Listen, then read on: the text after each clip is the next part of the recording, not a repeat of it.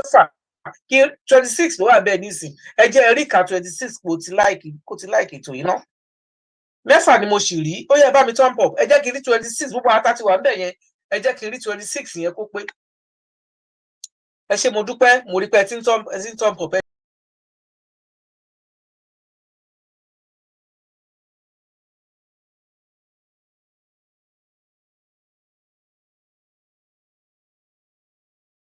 ẹ ṣé now ẹni sì máa kọ́kọ́ ní kí wọ́n bá wa dá sí ọ̀rọ̀ tó wà nílẹ̀ yìí lórí ọ̀rọ̀ bọ́dà wa ni lórí ọ̀rọ̀ ìbodè wa òun ni àwọn náà ni bàbá wa 66 bàbá ẹ bá mi gbóhùn sókè lórí ọ̀rọ̀ bọ́dà wa kí ló ń ṣẹlẹ̀ gan-an ní ọ̀rọ̀ bọ́dà wa nítorí pé mo mọ̀ wípé nǹkan tí ẹ mọ̀ dáadáa ni ṣó ti yé nǹkan tó dá yín lójú gidi gan ni nǹkan tẹ́ ẹ mọ̀ ni nǹkan tó ń ṣẹlẹ̀ gan pàtó ẹ jọ̀ọ́ ẹ má fi kún ẹ má yọ kúrò bó bá ṣe jẹ́ gẹ́lẹ́ oníkẹ́ làhàn ọmọ Yorùbá àti àwọn olóyè tó wà níbí báyìí mo fún yín ní ìṣẹ́jú 10 kí ẹ fi ṣàlàyé nǹkan tó ń ṣẹlẹ̀ sáwọn bọ́dà wa ẹ ṣé.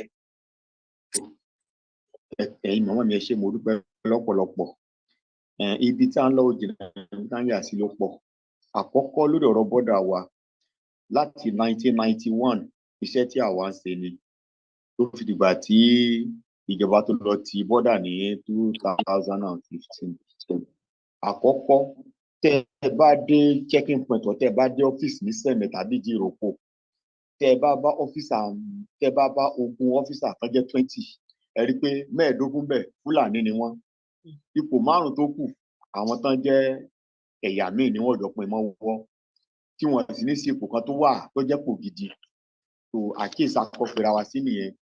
Ẹ̀ẹ̀kejì nípa export kákọ̀wé lórí export náà ẹrù tá à ń kó jáde láti Nàìjíríà lọ sí orílẹ̀-èdè míì ní èbúté èrò ní trade fair ní marina láti mọ́ lóru ẹni tó bá wà lẹ́kọ̀ọ́ dáadáa àwa là mọ́ lóru tírélà Togo Benin Ghana Ivory Coast Mali Burkina Faso àwa tá à ń lòdù bẹ́ẹ̀ ni ẹni tó bá kọjá lé tó mẹ́kọ̀ọ́ dáadáa tá a bá lòdù tírélà àkọ́kọ́ Nikemtes wax là máa ń rà àti UNTL wax là máa kó lọ Ankara yẹbẹyẹbẹ ó wà lábìjan òdodo ni àwa máa kó ti Nàìjíríà lọ stone ṣùgbọ́n kí ló pa àwọn kọ́mpìnì yìí China wọ́n aláwọ̀ kí textile máa wọlé láti China nígbà tá a ní Nikemtes táìpẹ́ àwa kan kó lọ sí West Africa sí gbogbo Africa làwọn kan wá tiẹ̀ lọ tẹ́ ẹ wá gbà kan mọ kó textile wọlé láti China ìtọ́pọ̀ àwọn kọ́mpìnì ẹni number 1 nìyẹn. Number 2 Nigeria cable is the best cable in the world ní wáyà tá à ń lò àwa ń kó lọ sí West Africa tá à ń mọ kó jáde ẹ tún wá gbà wọn tún wá kó wáyà wá láti China tó jẹ́ Sunrise. Ọ̀rọ̀ tí mo ń ṣe mo fẹ́ kẹ́ ṣe findings torí ẹ̀ dáadáa nítọ́pa Nigeria cable nìbàdàn nìyẹn. Now tá a bá wá lòdù tírélà lébùtérò a máa san 1.5 million fún agent a lè lo tírélà 10 láàrin ọ̀sẹ̀ tàbí 15 because different countries ló ń lọ ẹjọ́ àwọn tí wọ́n gbowó yẹn sà àpò ta lówó yẹn lọ àkọ́kọ́ nìyẹn wọ́n ní agent èló l'agent san lórí license ẹ̀ lọ́dún àwa tá à ń kẹrù tá a bá lò 20 trailers láàrin ọ̀sẹ̀ mà 1.5 million fún ẹnìkan ṣoṣo sà èló ló ń san lọ́dún fún certificate ẹ̀.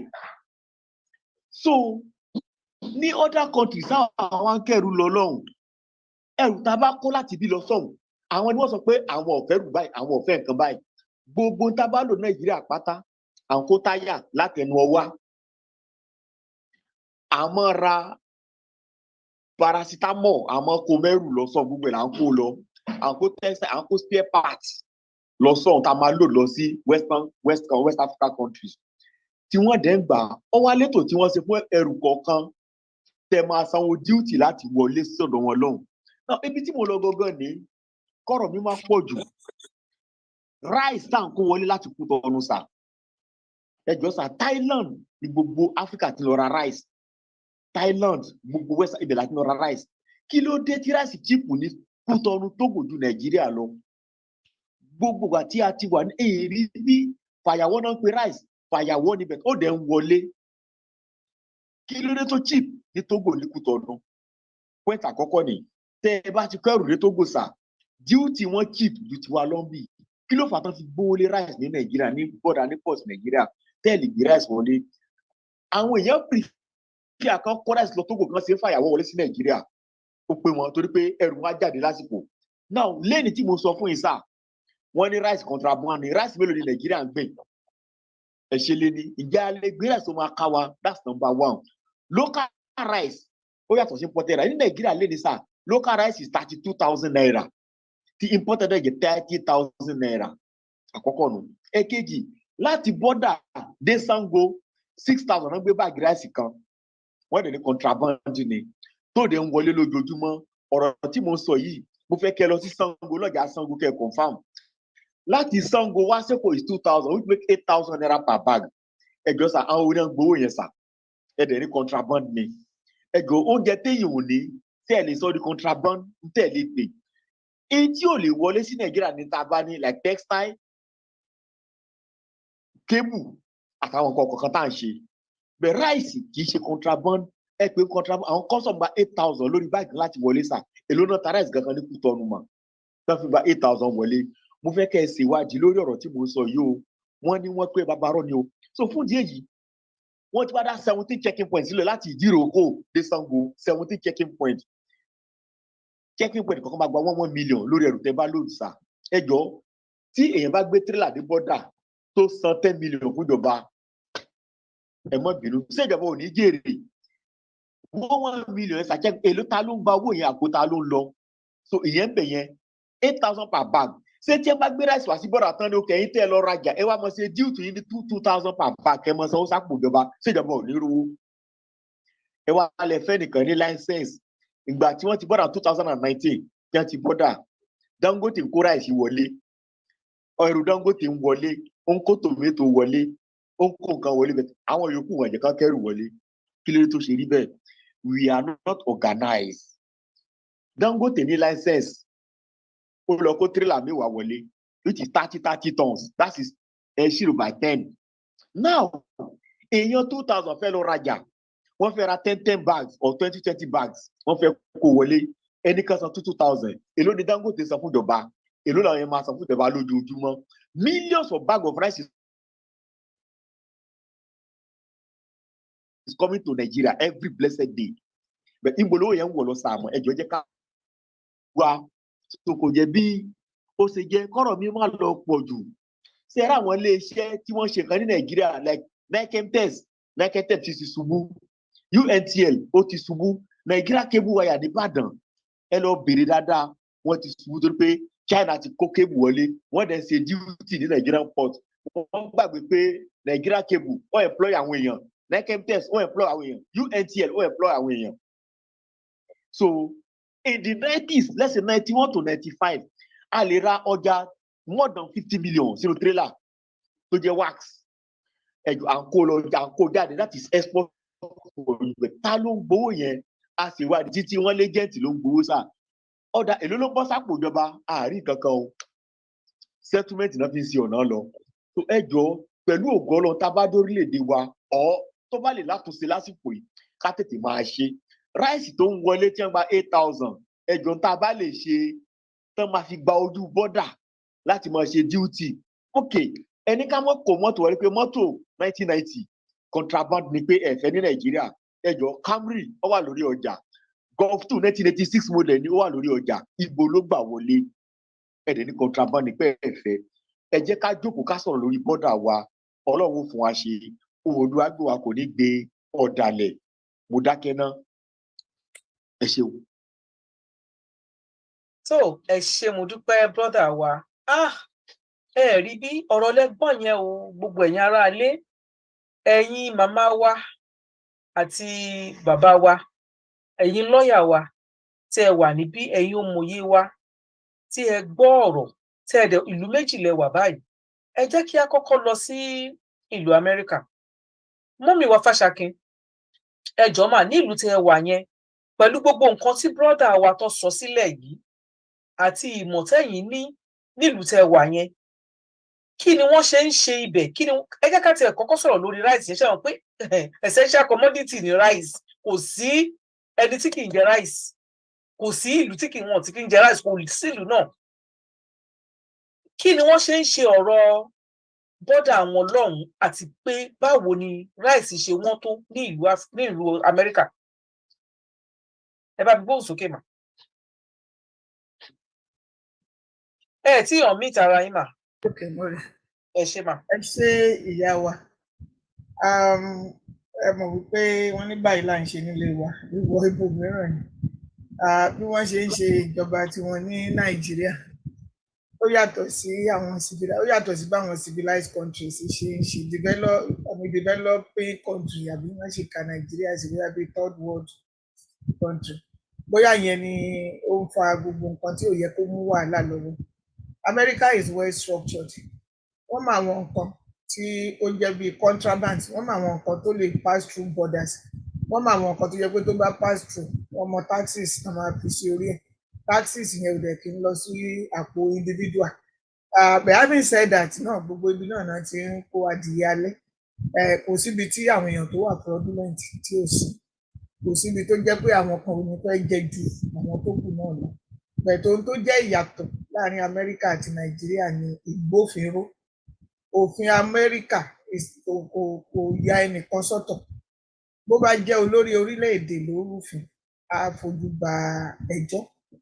Bó dẹ̀ jẹ́ ọlọ́mọlanke ló bá rúfin, bó ti jẹ́ pé àlọ́mọlanke ní mo kàn fi ṣe example what you can consider to be the lowest of the community. Bójú òun náà ló bá rúfin, ó máa fojú ba ilé ẹjọ́.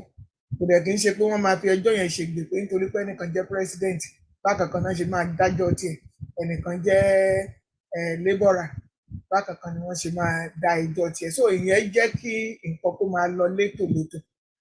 Nàìjíríà láti ìgbà tó ti pẹ́, ẹjọ́ ẹ má bínú, táìmì iṣẹ́ ni mo wà, gbogbo iṣẹ́ ni mo wà bẹ́ẹ̀ tí mo wà òkè, so ẹni máa gbọ́ phone calls tó ń wọlé ọdún.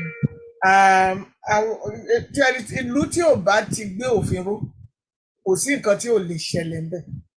Torí ìgbà míì báyìí ó kàn máa ń ya àwa lẹ́nu ni. Wọ́n á ní èèyàn kan kó mílíọ̀nù owó ìjọba ó kó jẹ. Èèyàn kan ó rántí bàbá Ọ̀yọ́ kan tó jẹ́ pé wọ́n tiẹ̀ tí ì rí mú tóun fúnra rẹ̀ kó billions sílẹ̀ pé àwọn owó tó ń jí kù leléyìí o. And then you just be wondering, àwọn wo gan ló wà lórí àlééfà lórí ìjọba? Kí ni iṣẹ́ wọn gan? Kí ni tí wọ́n ń ṣe? So the rottenness of the society yẹn, I think is well defined ní Nàìjíríà. So gbogbo eléyìí tí bàbá six ti ń sọ yẹn kò operate lọ́dọ̀ tiwa ń bì, kò operate. So my dear brother pẹ̀lú mi, we know what to say there. Àwọn náà ń gbé ọ̀hún. Ẹ múra sílẹ̀ fún mi bíi 20 kilos of rice mà èèlò ni ó máa jẹ́ l'Amẹ́ríkà? 10 kilos of rice, it depends lórí ibi tá ẹ bá ti rà. Ẹ lè ra 10 kilos ní $5, ẹ lè ra ní $4, so 20 kilos ẹ lè ra ní 10. Ẹ dẹ̀ tún lè lọ síbòmíì náà kẹ́ra 20 kilos yẹn kẹ́ra ní 25. Ṣé ẹ mọ̀ wípé capitalist country? Oríṣiríṣi bẹ́ẹ̀. So and tó bó bá ṣe wù yín ni ẹ ṣe lè ta ọjà yín. The percentage of whatever you sell has to go to the government, and it has to strictly go to the government, because ọjọ́kọ́jọ́ tán bá ra ẹ mú, wọ́n máa béèrè ìgbà wo ló ti bẹ̀rẹ̀ business, wọ́n á bẹ̀rẹ̀ calculate gbèsè ẹ sí táìmù yẹn pé àsìkò táwọn rí ẹ mú rèé. So definitely o ti ń rú òfin yẹn bọ̀.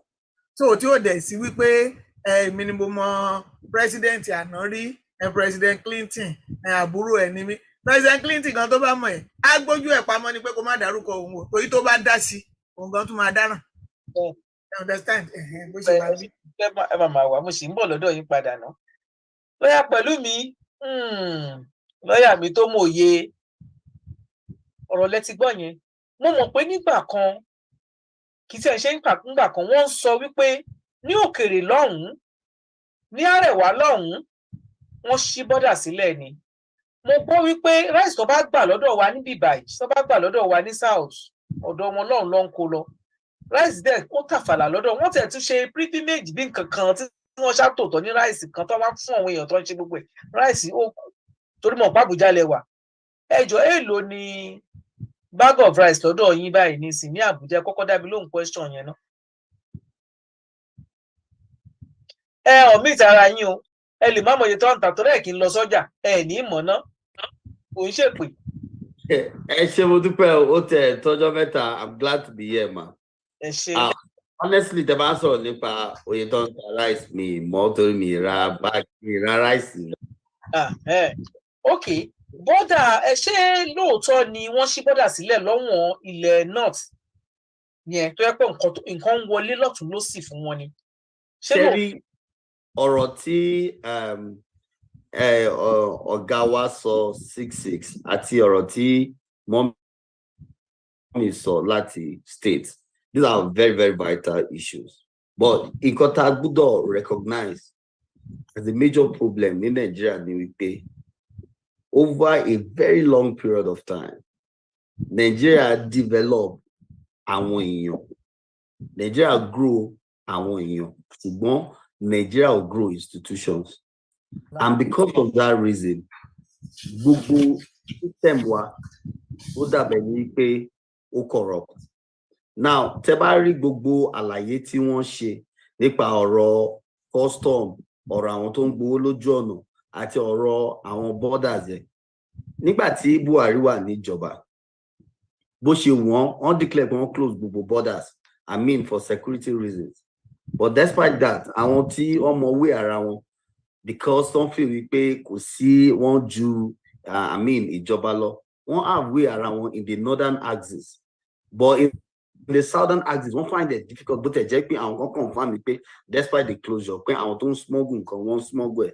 So the thing is that Nigeria as a society lè grow, Nigeria ò lè develop with the kind of leadership and the kind of institutions we have on ground.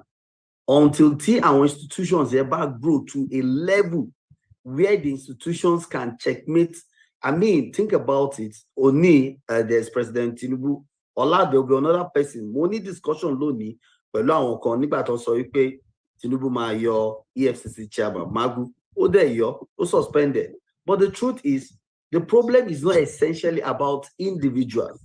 The problem is about the fact that Nigeria has failed to develop systems, institutions that can be strong enough to checkmate its citizens. And because of that reason, anywhere tí èèyàn bá ti wà, ni àwọn èèyàn ní tendency láti abuse opportunities, láti abuse òfin, láti take advantage òfin fún their own selfish benefit. And tí a bá ti wá encourage, sadly also, a tún wà ní society tó jẹ́ wípé à ń ṣe òṣèlú at the detriment of the people, at the detriment of the institutions. Benisi kan sọ pé president sọ wípé kan ti border níbì kan, kan ṣí border kalẹ̀ níbòmíì fún àwọn kan torí pé àwọn yẹn jẹ́ ethnic brothers there. I mean, these are very, very serious issues. Ẹ mọ̀ pé as a lawyer, mi lè máa make claims sí facts tí mi lè verify. Mo gbọ́ náà mo wí pé ní northern axis wípé I mean, I know Nigeria is bordered with about 4 countries, and so mo dẹ̀ mọ̀ pé àwọn tó jẹ́ pé Chad, Cameroon, they are towards the north, while Benin, Cameroon, they are, I mean, Benin and the other, they are towards the south. So the truth is, it was clearly said, okay, àwọn èèyàn tó wà ní Chad, wọ́n gbé nǹkan wọlé, wọ́n smuggle things wọlé ní north, but ní àwọn tó ń gba Benin, it was extremely difficult during the reign of President Buhari. So that's the kind of experience tá a ní. But èmi kan tí mo rò ní pé ṣẹ́rí tí Nigeria tàbí ilẹ̀ Yorùbá, more importantly, tá bá máa ní society tó bá máa wà decent, a gbọ́dọ̀ make sure pé a ní structure tó máa put in system in place tó máa benefit àwọn èèyàn, tó dẹ̀ máa grow, tó máa ju gbogbo ènìyàn lọ. Nígbà tí mọ́mí wa tó ń sọ̀rọ̀ láti state tó ń sọ̀rọ̀ lẹ́ẹ̀kan, wọ́n sọ wípé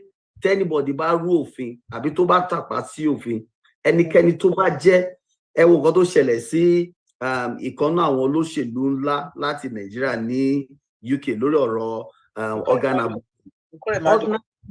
tó bá jẹ́ ní Nàìjíríà ni, I mean, it's going to go scot-free. There's no doubt about that. But the fact that wípé òfin mú mọ́lẹ̀ torí pé ó ṣẹlẹ̀ ní ìlú tí kò fi òfin ṣeré ni, and the culture here in Nigeria is quite different. So mo kàn wò wípé tá bá máa address gbogbo àwọn kíní yìí, and láti make sure wípé ká develop system àti institutions tó lè wà strong enough. But the truth is, if you look at the current political structure in Nigeria. The socio-political structure cannot even allow for institutions that are vibrant, for institutions that is good enough to allow the society to grow. And that is why I told you, I won't come out consistently, my demand, on restructure Nigeria. I mean, constitutionally, economically, and in all ways, so that each of the regions, by economic independence, they'll be able to give direction on how they want their society to look like. Ẹ ṣé gan lọ́yà pẹ̀lú mi. Àti tí mo bí àti tẹ́ lérò pé kẹ́ ẹ dáhùn, òun náà lè dáhùn papọ̀. Eléyìí tẹ́ kàn dáhùn ni mo ní èlò ní ráìsì, ẹni kì í ṣe bẹ́ẹ̀. Ní UK mọye tó jẹ́, mo ti mọ̀ pé ẹ̀ ní mọye tó jẹ́ láéláé. Kì í ṣe pé bóyá nítorí pé bẹ́ẹ̀ ṣe jọ́kùnrin, àwọn ọkùnrin wọ ọkàn tí ẹ̀ kàn kíá ni. Tí bá bèèrè lọ́wọ́ ọkọ mi nísìnyí pé èlò ní 10 kilo of rice, ó máa sọ fún mi ni. There is no doubt about it. But àwọn ọkùnrin Nàìjíríà wa yìí, kọ́lọ́n kó ṣàánú ni. Tí ẹ fẹ́ mọ̀ ni, ìpéye báyìí ni. Ọlọ́run Ẹlẹ́dàá ṣàánú yín. Wọ́n ní láti mọ̀ for as long as number ti provide owó kí náà tó fẹ́ máa mọ̀ sí. Mọ́mí Fáṣakí, tí wọn ò ní báyàwó wọn, ṣé èmi nísìn ọmọ mi ọ̀wọ́n mo ò sí nílé mọ́? Ṣé èmi nìkan ni mo alẹ́ nìkan ṣe shopping nígbà tí ìní kú? Tí ìdẹ̀ kì í ṣe housewife nìkan, tèmi náà máa ṣiṣẹ́, àjọ máa lọ ṣe shopping ni. So ibi tó bá ti ń bá mi gbé ráìsì, èmi á máa gbáta, àjọ máa kó sí mọ́tò ni. Ṣùgbọ́n ní Nàìjíríà kò rí bẹ́ẹ̀. Wọ́n á lẹ́nu tó máa rán níṣẹ́ yẹn, wọ́n á lẹ́nu tó máa, àwa ìkan náà la máa ṣe, mo sọ fún yín, àbí mi ò kúkú parọ́, àwa la máa ṣe driver. Ẹ ti wà bí iṣẹ́ nìsí, ta ló máa wà yín lọ́lé mà? Lọ́yà pẹ̀lú mi, ó ní driver, ó ní kúkú, ó ní géètì, ó ní gate man, ó ní gbogbo ẹ̀ ló ní. Tẹ́ bá bínú mà, tí bá fẹ́ chip in nǹkan kékeré, Terry, nǹkan tẹ́ ń sọ òótọ́ ni. Bẹ́ẹ̀ni. Nigeria is yet to regulate the use of labor. That's right. Nigeria is yet to place premium value on labor. And in view of that, labor is extremely cheap in Nigeria. That's and right. So, nígbà tí bá rí èèyàn tó jẹ́ kó máa drive yín fún dín ní oṣù kan, tẹ́ máa fún ní 30,000 or 40,000. Èèyàn tó clean nínú ilé fóṣù kan, tẹ́ máa fún 20,000. I mean, a tún dúpẹ́, ó níṣẹ́ lọ́wọ́, mi ò blame yín. I'm not blaming you. So the truth is actually employing and helping people as well. At the end of the day, yeah, you're salvaging, you're assisting some people out of penury. But the truth is, this is not a sustainable or realistic system. Thank you.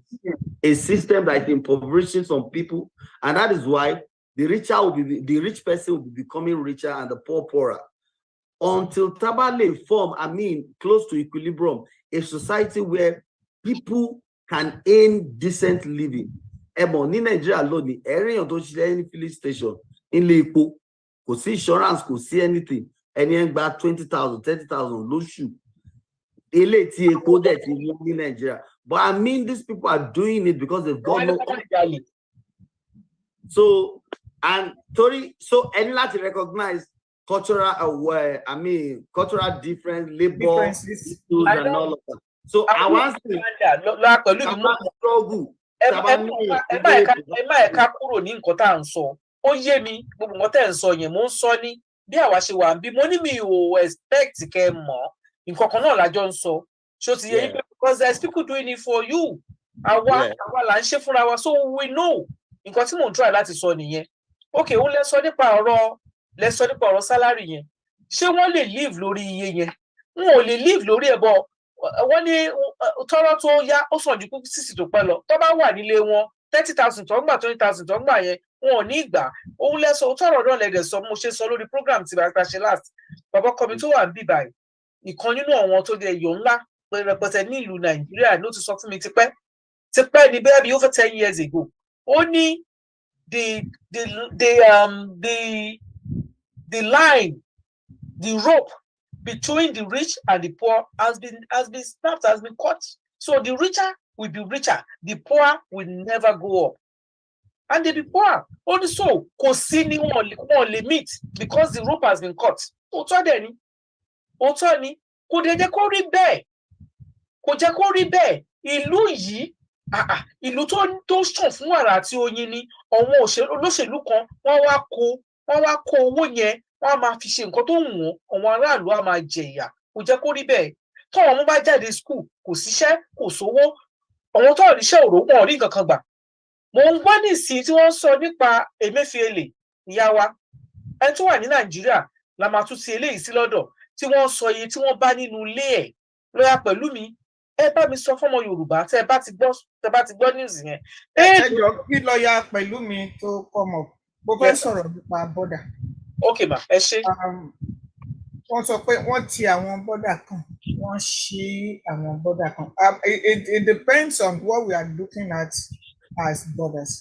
Okay. Àwọn rò pé traditional borders tó jẹ́ pé àwọn military ni ó ń ṣọ́ òní ilé tí à ń sọ yìí. And I know I've had an occasion of interviewing Femi Adesina. Mo dẹ̀ bi léèrè nípa báwo ni àwọn oní AK-47 tí ẹ̀ ń sọ tí Buhari sọ wípé kì í ṣe àwọn Nigerians. Kí ni wọ́n ṣe ń wọ Nàìjíríà? Ṣé a ní border patrol ni? Ó ní north, ó ní the land is very expansive. Ó ló difficult láti kọ́ border síbẹ̀. Ó ní kò sí border ní northern part, which is the traditional border táwọn ọlọ́pàá, àwọn custom, àwọn oríṣiríṣi wọn yẹn tí wọ́n ń ṣọ́. So in that way pé kò sí, mo wá bí léèrè pé òkè bàtẹ́ bá sọ pé ẹ ti border ibo lẹ́ǹtì, which means wípé the only way border tí wọ́n ń tì náà làwọn border tó àjọnu àwọn south west, because south east gan àwọn yẹn protect border tiwọn, wọn depend lórí government tó jẹ́ pé téèyàn bá wọ uniform ńbẹ̀ gan ó ti ya kan pọ̀ sí ẹ̀kọ́ tó lọ ló wá jẹ́ pé uniform ìjọba ló wọ̀ láti lọ síbẹ̀ kó sọ pé òun fẹ́ enforce wọ́n gbé ráìsì wọlé àbí wọ́n gbẹ́ja wọlé. And I think border security should be more than ẹni tó gbẹ́ja, ẹni tó gbé òróró. It should have to do with something more serious like that. Nígbà tí kò kì í ṣe pé bóyá wọ́n gbé cocaine wọlé àbí wọ́n gbé kinní kan wọlé, you know. So it's like pé Nàìjíríà kàn mú gbogbo nǹkan tí wọ́n turn it upside down. Drugs in wọlé, that's not their issue. That's not what they're focusing on. Guns in wọlé, they're not focusing on that. You know, threats of people who don't have our own papers in Nigeria to come in and live in Nigeria, because everybody will protect the territory. Before you can cross from one border to the other, you must have the permission of the country ibi tó ń lọ yẹn, which means pé ó láti ní paper láti wọbẹ̀, which means they have checked you out and they have seen that you are not an undesirable element. That's right. You are somebody who maybe you are coming into the country to impact the country positively. Bóyá o fẹ́ wá ṣiṣẹ́, àbí o fẹ́ wá tajà, àbí o fẹ́ wá lo holiday tó dẹ̀ mọ̀ pé àwọn máa rówó gbà, ṣe mọ̀ tó bá wá lọ holiday máa rajà, ó máa ṣe gbogbo, ó máa dé hotel, ó máa ra souvenirs, which will also boost the economy. So wọ́n á ti wo gbogbo wọn yẹn kó tó di pé wọ́n jẹ́ kó wọlé. But in a country like Nigeria, where everything is up for grabs, and it depends on who you know and who you can bribe and how much you can bribe them for, that's why we have the situation that we have. And I don't see it changing, even with the present government. And why did I say that? If they are recycling the same old something. Now we have a chief of staff who is Gbajabi Amila. Tó ti bà gbogbo kíní jẹ́ ní Senate lọ́hùn, tó ti ṣe gbogbo ẹ̀ tí ò sí rule, tí ò sí kankan. Ẹ wá dúró owó tí wọ́n allocate síra wọn over àwọn èèyàn tí wọ́n yọ ẹ̀kan rúdù. The president should have looked for somebody from somewhere tí ò tí corrupt, tí ò tí mọ́ lára. That's the way they can move the country forward. You cannot put the old wine in a new bottle and think that it will not break. And that has been the problem over and over and over. You know, everybody, ẹni tí wọ́n ti bá wọn ṣiṣẹ́ rí, ẹni tán mọ̀ rí, àbúrò ìyàwó wọn, ẹ̀gbọ́n ọkọ wọn. You cannot run a country like that and expect it to progress. It won't. And well, let me just leave it at that. Ẹ ṣé mo dúpẹ́ gan-an mọ́mì wa. Ẹ ṣé. Ọlọ́run ibi tẹ́ ti ń mú ọgbọ́n àti òye yẹn, Ọlọ́run ò ní pa làákàyè yín. Ẹ ṣé mo dúpẹ́ mà. Lọ́yà Pẹ̀lúmi, question tí mo béèrè lọ́wọ́ yín ṣe rántí? Yeah, nípa Emefiele. Bẹ́ẹ̀ni, ẹ dá mi lóhùn ká tó lọ sí ibòmí nítorí ẹ̀rọ béèrè lórí ìkànnì wa. Ṣé tòótọ́ ni wọ́n bá owó rẹpẹtẹ tó ṣe ìlú bíi mẹ́wàá nínú ọ̀dọ̀ ẹ̀ lẹ́nu tó sọ wípé kó bá fi owó pamọ́ tó yẹ pé ṣe ló fi sápò ara ẹ̀ ṣóòótọ́ ni àbí rúmọ̀ ni. Ọ̀pọ̀lọpọ̀ story ló ti jáde nípa wípé wọ́n bá ọ̀pọ̀lọpọ̀ owó nílé Governor Emefiele, and it's really disturbing. But mo pé mi fojú rí yẹ, so àwọn náà kà á ní news àgbọ̀ as rumour ni. But the truth is, nǹkan tí mo mọ̀ ni wípé Emefiele led the Nigerian CBN as if though the CBN is a local government council, as if though the CBN is a political organization, the CBN that should ordinarily be, the head of the economy and the financial business hub of the country. Emefiele mismanaged, or they run it traditionally. There are issues and evidences of him giving money to people, allocating money the way he likes, and all of that. Oh, the painful thing nípa ọ̀rọ̀ Nigeria àti ọ̀rọ̀ Emefiele. Ṣé mo wípé as lawyer, there are some categorical statements we can't make, especially when those facts are yet to be established, and especially when investigation is ongoing.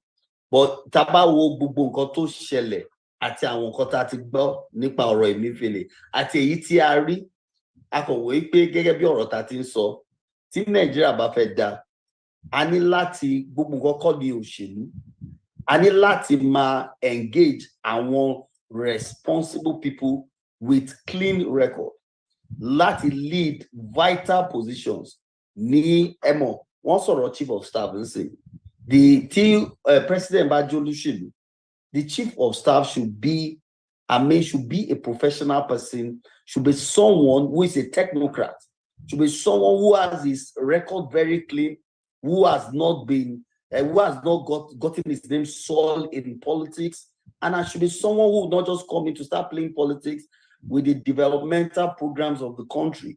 But Mr. President, in his wisdom, appointed Mr. Femi Gbajabiamila, and that's the kind of country we are today. It's a country of settlement. I mean, it's not a country that is concerned about true and genuine development. So for Emefiele wà ní custody DSS, lẹ́gbẹ̀ẹ́ mi bíbí, our lawyer is in law lójoojúmọ́, and I spoke to someone very important in DSS today, as regards to Emefiele, and there is possibility that Emefiele will be charged to court very soon. Wọ́n máa gbé lọ sílé ẹjọ́ láìpẹ́, and àwọn information tó ní nípa Emefiele tó máa gbé dé iwájú ilé ẹjọ́, it will be very devastating. My concern is this. My concern is that kó má fi ọ̀rọ̀ Emefiele ṣe òṣèlú, torí wípé Emefiele náà ń ṣèyàn kékeré Nàìjíríà.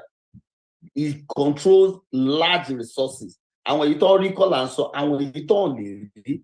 Ó dẹ̀ ní àwọn boys in banking industry, in the business sector. He has sponsored a lot of politicians. Nígbà election, nígbà kan Emefiele tó head CBN, ó sọ pé ó fẹ́ ṣe president Nigeria, tó ń ra mọ́tò kiri, pín owó kiri, and all of that. I mean, someone like that, ó ní àwọn lobbyists tó lè engage pẹ̀lú gbogbo àwọn characters tó wà in government.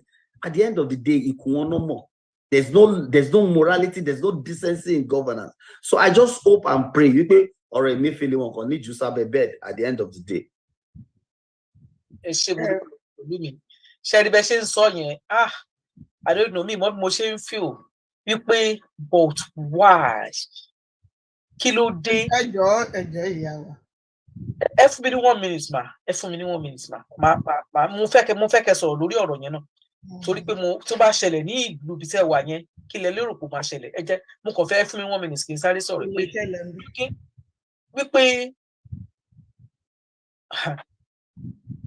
ṣé wọn ò tiẹ̀ rò pé ìjọ́ kan òun máa kú ni? Nígbà téèyàn kó adúrú owó bó ṣe sọ yẹn, any stories yes, but àwọn tí story bá jẹ́ bí 5 ẹyọkan ájò òótọ́ nínú ẹ̀, gbogbo 5 tí a ti rí wọ́n jọra wọn gidi gan. Ṣó sì yẹ òun náà lẹ́yìn náà sọ yìí. Ọlọ́run ẹlẹ́dàá ṣàánú. Our eyes are on you. We are watching you. Ẹni tẹ́ ń ṣèjọba yẹn. And we are on your case. àwọn Yorùbá World Media a wà lórí kéèsì yín, ẹ gbọ́dọ̀ fi ẹjọ́ ṣègbè. Bó bá ṣe jẹ́ ní kẹ́ ẹ ṣe, bó bá ṣe rí ní kẹ́ ẹ ṣe ṣe, ẹ gbọ́dọ̀ fi ẹjọ́ ṣègbè. We on your case. Màmá wa Fáṣàkí yẹn bá mi sọ̀rọ̀ lórí ẹ̀. Tí nǹkan bá rí báyìí nílùú bí tẹ́ ẹ wà yẹn, ẹ ti ẹ wo nǹkan tó ṣẹlẹ̀ sí President Trump tí ò bá ní ṣẹ̀wọ̀n á kù díẹ̀. Àwọn èèyàn mo gbọ́ nǹkan tí wọ́n sọ lánàá, wípé tó sọ lánàá nípa ẹ̀ ní àná, mo dẹ̀ pé yes, bó ṣe jẹ́ kó rí leléyìí, that is a country, that's what we call a country. Ó yá a mọ̀ pé àlè f'Amẹ́ríkà wé ṣùgbọ́n di kọ́lé ẹ̀ka ti bẹ̀rẹ̀. Màmá mi ẹ bá ń gbóhùn sókè. Sherry, kò likely kí irú nǹkan tẹ́ ń sọ yẹn, kò likely, and I'm saying it on authority. Irú nǹkan tẹ́ ń sọ yẹn kò likely kò wá ní ọ̀dọ̀ tí wọ́n. Ẹ wo congressman tí wọ́n bá 4,000 nínú fíríjì ẹ̀. Péré. Ṣé mọ̀? 4,000 péré náà bá nínú fíríjì ẹ̀. Mi ò mọ̀ bóyá ó ti parí ẹ̀wọ̀n ẹ̀ sìn. Ṣebí Àtíkù tí wọ́n jọ ṣe? Ẹ̀bá Àtíkù ó ti rọ̀nù fún presidency ní ẹ̀ẹ̀mejì. Ẹ lè mọ̀ pé ìyà tó gbà. Then having said, ṣe rí ọ̀rọ̀ Emefiele yẹn kò ṣáàkì mi bí ó ṣe ń ṣáàkì gbogbo yẹn. Kí ni reason? Ó yẹ mí lẹ́nu. Ṣé Emefiele, ṣé President Buhari ó máa lóun ò mọ̀ pé Emefiele ń jalè ni? Ṣebí òun ni lọ́ọ̀yà Pẹ̀lúmi sọ yẹn pé ó fẹ́ run for presidency, ó ra káà lóríṣiríṣi. Àwọn Buhari said ni ò jẹ́ kó continue pé ẹni bá ti kúrò nínú yìí o, ó win kò win ẹ̀ padà wá bímọ o. Ó fẹ́ kó gbé yọ̀wù pé ibi yìí, ibi tí ẹ ti lè máa mú ìgbà téèyàn ń bu gàrí ni tí ó lè ṣe anybody tó máa bèèyàn léèrè. Ṣé ẹ mọ orú nǹkan yẹn? Olórí oko fúnra rẹ̀ gan kọ́. Buhari state ìlú ẹ̀ tó ti wá. Ṣebí à ń ka gbogbo oríṣiríṣi tí wọ́n ṣe sí ìlú yẹn lásán. Ní ti kíkọ́ ni o, ní róòdù ni o, ní hospital ni o, ní gbogbo nǹkan kan ni o, tó ń ṣe sí gbogbo ibẹ̀. Ṣé Buhari ò mọ̀ wípé wọ́n ń fi nǹkan dí òun lẹ́nu láti pé káwọn lè jí tiwọn ni wọ́n ṣe ń ṣe gbogbo wọn yẹn ni? Ṣebí military officer ni? Ṣebí ó ní nǹkan kan tá a rí lára ẹ̀ tá a ti sọ pé kó wá rúùlù wa pé military officer tí orí ẹ̀ pé tó já ṣánṣán. Kò pẹ́ tó débẹ̀ tó di wípé etí dẹ̀ ń dùn, kò gbé gbogbo tó ń lọ lára ń dì mú. La sì máa gbé etí lọ sí UK for bí over several months. So àwa ni president tí ò gbọ́. Ọdún mẹ́fà ló fi ṣàìsàn, ọdún méjì ló fi rúùlù. President wa kò kí ń gbọ́, kò kì í rí, kò kì í sọ. And then we are now warning about Emefiele. No evil say evil ni. Yeah, so what is Emefiele in all these things? Emefiele is in the bad book of Nigerians because of the change in currency tó ṣe. Tí ó jẹ́ kí ìyà já àwọn èèyàn, then as soon as, because wọ́n bẹ́ nìkan jà, wọ́n try àti pull ẹnìkan down, wọ́n suffer gbogbo ìlú.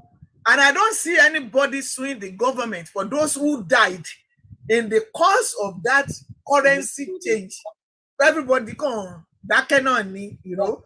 Àdẹ̀tún ná currency, àbí ta ló tún sọ̀rọ̀ new currency sí? Àdẹ̀tún ná new currency mọ́, àtún ṣe kinní kankan mọ́. So the continence of the society cannot be placed on just one person. That's right. Ìgbà táwọn Buhari débẹ̀, gbogbo ibi la ti ń rówó, a rí nínú pósí, a rí nínú tank, a rí nínú vault. Gbogbo àwọn owó yẹn mà, àwọn owó yẹn dà, ta ló ń béèrè? Nobody is asking. Ẹ wá sọ pé Emefiele tó jẹ́ kó ló wà ní ìjáàjì owó gan.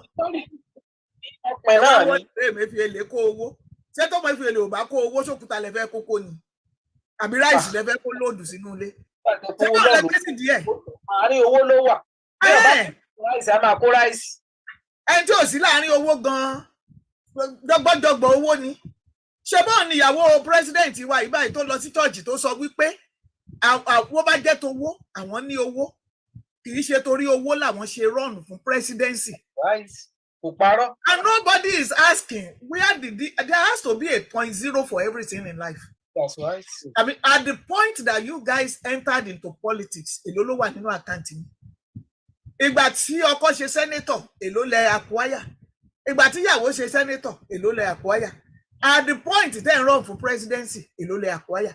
No, there's no accountability. So ẹni tó bá kàn ti ṣe táwọn èèyàn bá mọ̀ pé ẹni ṣe country yìí o, wọ́n máa lè fìyà jẹ o, ìyẹn la máa lọ wá nú ilé ẹ̀ mọ̀ pókó. Ṣé ẹ mọ̀ pókó síbẹ̀ tẹ́lẹ̀tẹ́lẹ̀ ni ó ṣẹ̀ṣẹ̀ ń bọ́dà yín pé Emefiele kówó sínú ilé. kìnìkan kó owó sínú ilé. So gbogbo kíní wọ̀nyẹn ò ṣáàkì mi. I just see it as a country that is so reactionary to what is going on right now. Tẹ́ bá tún ti ṣí péèjì yẹn, ọ̀mùtí wọ́n tún ti gbàgbé ìyà. Wọ́n tún ti focus lébò mi. You can't run a country like that. You cannot run a country like that and not get the kind of thing that you get in Nigeria, that is called Nigeria. Ẹ ṣé mo dúpẹ́ ìyá mi, ojú òní tì yín. Ẹ ní rí nǹkan gbé sọnù bí ò bá ṣe bí ọmọ. Ẹ̀yin èèyàn mi, ṣé ẹ gbọ́ pé ó ṣe ń ṣẹlẹ̀?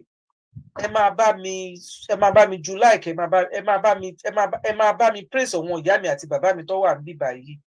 Mi ò rí kẹ́ ẹ máa bá mi sọ, kẹ́ ẹ máa bá mi kí wọn, kẹ́ ẹ máa bá mi yìn wọ́n, kí ẹ máa bá mi ju love àti like fún wọn. Ó yá, mo fẹ́ máa rí.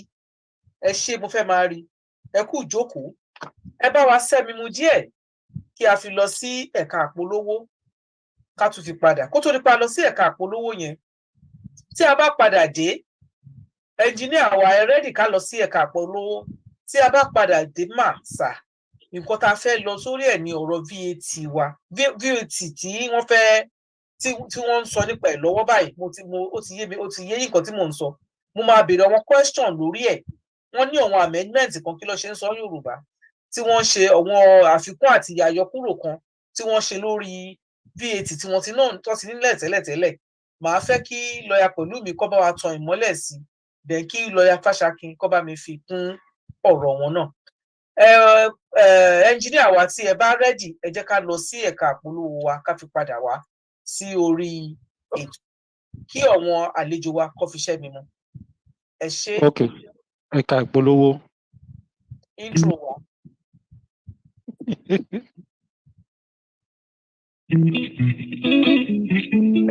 Ó ti yá o ká jíjọ máa gbọ́, ó ti yá o ká jíjọ máa gbọ́, Yorùbá World Media Ẹ̀ka ni mo ìpolówó sọ. wa. Ó ti yá o ká jíjọ máa gbọ́, Yorùbá World Media, ìkànnì tó dúró tán fún jàǹgbara òmìnira ilẹ̀ Yorùbá. Yorùbá World Media, ìkànnì tó ń gbẹnu ọmọ Yorùbá sọ̀rọ̀ fún òmìnira ilẹ̀ wa. Yorùbá World Media, ìkànnì tó ń sọ̀rọ̀ sókè fún òmìnira ìran aládé gbogbo. Yorùbá World Media lórí YouTube, Twitter, Instagram, Facebook àti bẹ́ẹ̀ bẹ́ẹ̀ lọ. Yorùbá World Media, láti darapọ̀ mọ́ wa tàbí tẹ́ ẹ bá fẹ́ bá wa dòwò pọ̀ ní Yorùbá World Media, ẹ kàn sí wa lórí www.yorubaworldmedia.com tàbí kẹ́ fi àtẹ̀jíṣẹ́ ṣọwọ́ sí wa látòrí ímeèlì wa info@yorubaworldmedia.com. Yorùbá World Media, ìkànnì tó ń sojú ọmọ Yorùbá jákèjádò àgbáyé. Ẹ ṣé, ẹ káàbọ̀ padà sórí ètò wa. Ètò wa ti èní, ètò tí a ní àwọn àlejò wa méjì, lọ́ọ̀yà Fáṣakin, lọ́ọ̀yà Pẹ̀lúmi àti bàbá wa 66 tí wọ́n bá wa sọ̀rọ̀ nípa ọ̀rọ̀ bọ́dà, tí àwọn lọ́ọ̀yà méjèèjì tó dẹ̀ bá wa tan ìmọ́lẹ̀ sí, àti àwọn ọ̀rọ̀ nípa Emefiele àti Emefiele tí wọ́n ń kó gbogbo wa tó ń fi lé sí àpò wọn, tí Ọlọ́run ẹlẹ́dàá ọlọ́jọ́ èní tó dẹ̀ máa bá wa tó máa bá wọn fi Lọ́ọ̀yà Pẹ̀lúmi ẹ bá wa jókòó. tó máa bá wa ṣe ṣégè mẹ́wàá fún wọn. Ọlọ́run ló máa mú wọn, kì í ṣe èèyàn o. Gbogbo ẹni tí ó wà lórí àga ìdájọ́ yìí kì í ṣe President Tinubu. Ọlọ́run ti wà lórí àga ìdájọ́ tó ń dájọ́ fún olúkálukú gẹ́gẹ́ bí iṣẹ́ ọwọ́ ẹ̀ ni o. Tá dẹ̀ bá wa dá tán, nítorí pé ìyàtọ̀ fi ṣọmọjọmọ Yorùbá ó pọ̀ rẹpẹtẹ nígbàgbà tí wọ́n ń change owó yìí. Àìmọye ẹ̀mí ló lọ sí o. Àìmọye èèyàn ló di lábọ̀ ara di èní o. Àìmọye nǹkan ló ṣẹlẹ̀, àìmọye ilé dàrú nítorí ọ̀rọ̀ yẹn. Torí bẹ́ẹ̀, Ọlọ́run ti wà lórí àga àdájọ́ tó máa dájọ́ fún wọn gẹ́gẹ́ bí iṣẹ́ ọwọ́ wọn. Ẹ dá dáadáa o, torí tẹ́ ẹ bá dá dáadáa, Ọlọ́run á tún dá o. Àwọn òyìn o, our eyes are on you. Now, ẹ̀yin tí ẹ bá wà nílé, ẹ̀yin alẹ́gbẹ́ mi, ẹ kú ìjókòó, ẹ kú kalẹ̀. Tí ẹ bá ní question láti béèrè lórí àwọn nǹkan tí a ti sọ yìí, kó tó di pé a tẹ̀síwájú lọ sí apá kejì nǹkan tá a fẹ́ sọ, ẹ nawọ́ sókè, ẹ jọ̀ọ́. Tí mi bá rí ọwọ́ yín lókè, màá wò í pé gbogbo nǹkan tá a sọ àti gbogbo atótó tèmi ń sọ, tátàtótó tí mò ń sọ yẹn ó ti tẹ́ yín lọ́rùn ni. But ẹ bá ní ìbéèrè láti béèrè lọ́wọ́ àwọn lọ́ọ̀yà wa méjèèjì àbí bàbá mi 66 ni ẹ bá mi nawọ́ sókè àbí tí ẹ ní àfikún tí ẹ fẹ́ fi kún tó ń gbé yín nínú pé wọn ò sọ̀rọ̀ délé àfi ká sọ ẹ bá mi nawọ́ sókè kí ẹ fi kún. Tí àbá wá rọ́wọ́ sókè mo kúkú jẹ́rìí bàbá mi Ògún ríbidó Ògún tó ríbidó sí mo jẹ́rìí yín ẹ máa rí nǹkan kan sọ ni Ọlọ́run ẹlẹ́dàá ọlọ́jọ́ èní á bá mi wà pẹ̀lú yín ọ̀rọ̀ òdẹ̀ ní tán lẹ́nu yín bí tó bá ti ń sọ̀rọ̀ ní bá mi ṣe tata ń tó ń bẹ̀ ó yá ẹ bá ń gbóhùn sókè fún ìṣẹ́jú méjì bẹ́ẹ̀ bá fẹ́ bèrè question àbẹ ní àfikún tẹ́ bá fẹ́ bá wa ṣe ẹ ṣé mo dúpẹ́. ẹ ṣé gan ni ìyá mi Queen Ara ní agbára ṣe Ọlọ́run àrà Ọlọ́run kò ní tán láyé yín ẹ máa dá lọ náà ni bẹ́ẹ̀ tí ń wù wá agbára Ọlọ́run ó tẹ́ ẹ fi wù wá ayé òní fi jẹ́ níyà agbára ṣe Ọlọ́run bó kí gbogbo ilé ẹ kú iṣẹ́ ẹ kú àtàárọ̀ àfikún kékeré kan ni mo ní inú mi dẹ̀ dùn wípé ẹ má bínú pé mi torí bí tí mo wà ní mi lè fojú jáde ẹ dáríjì mi àfikún náà ni wípé mo dúpẹ́ lọ́wọ́ ìyá wa Barrister Fáṣákì àti our darling brother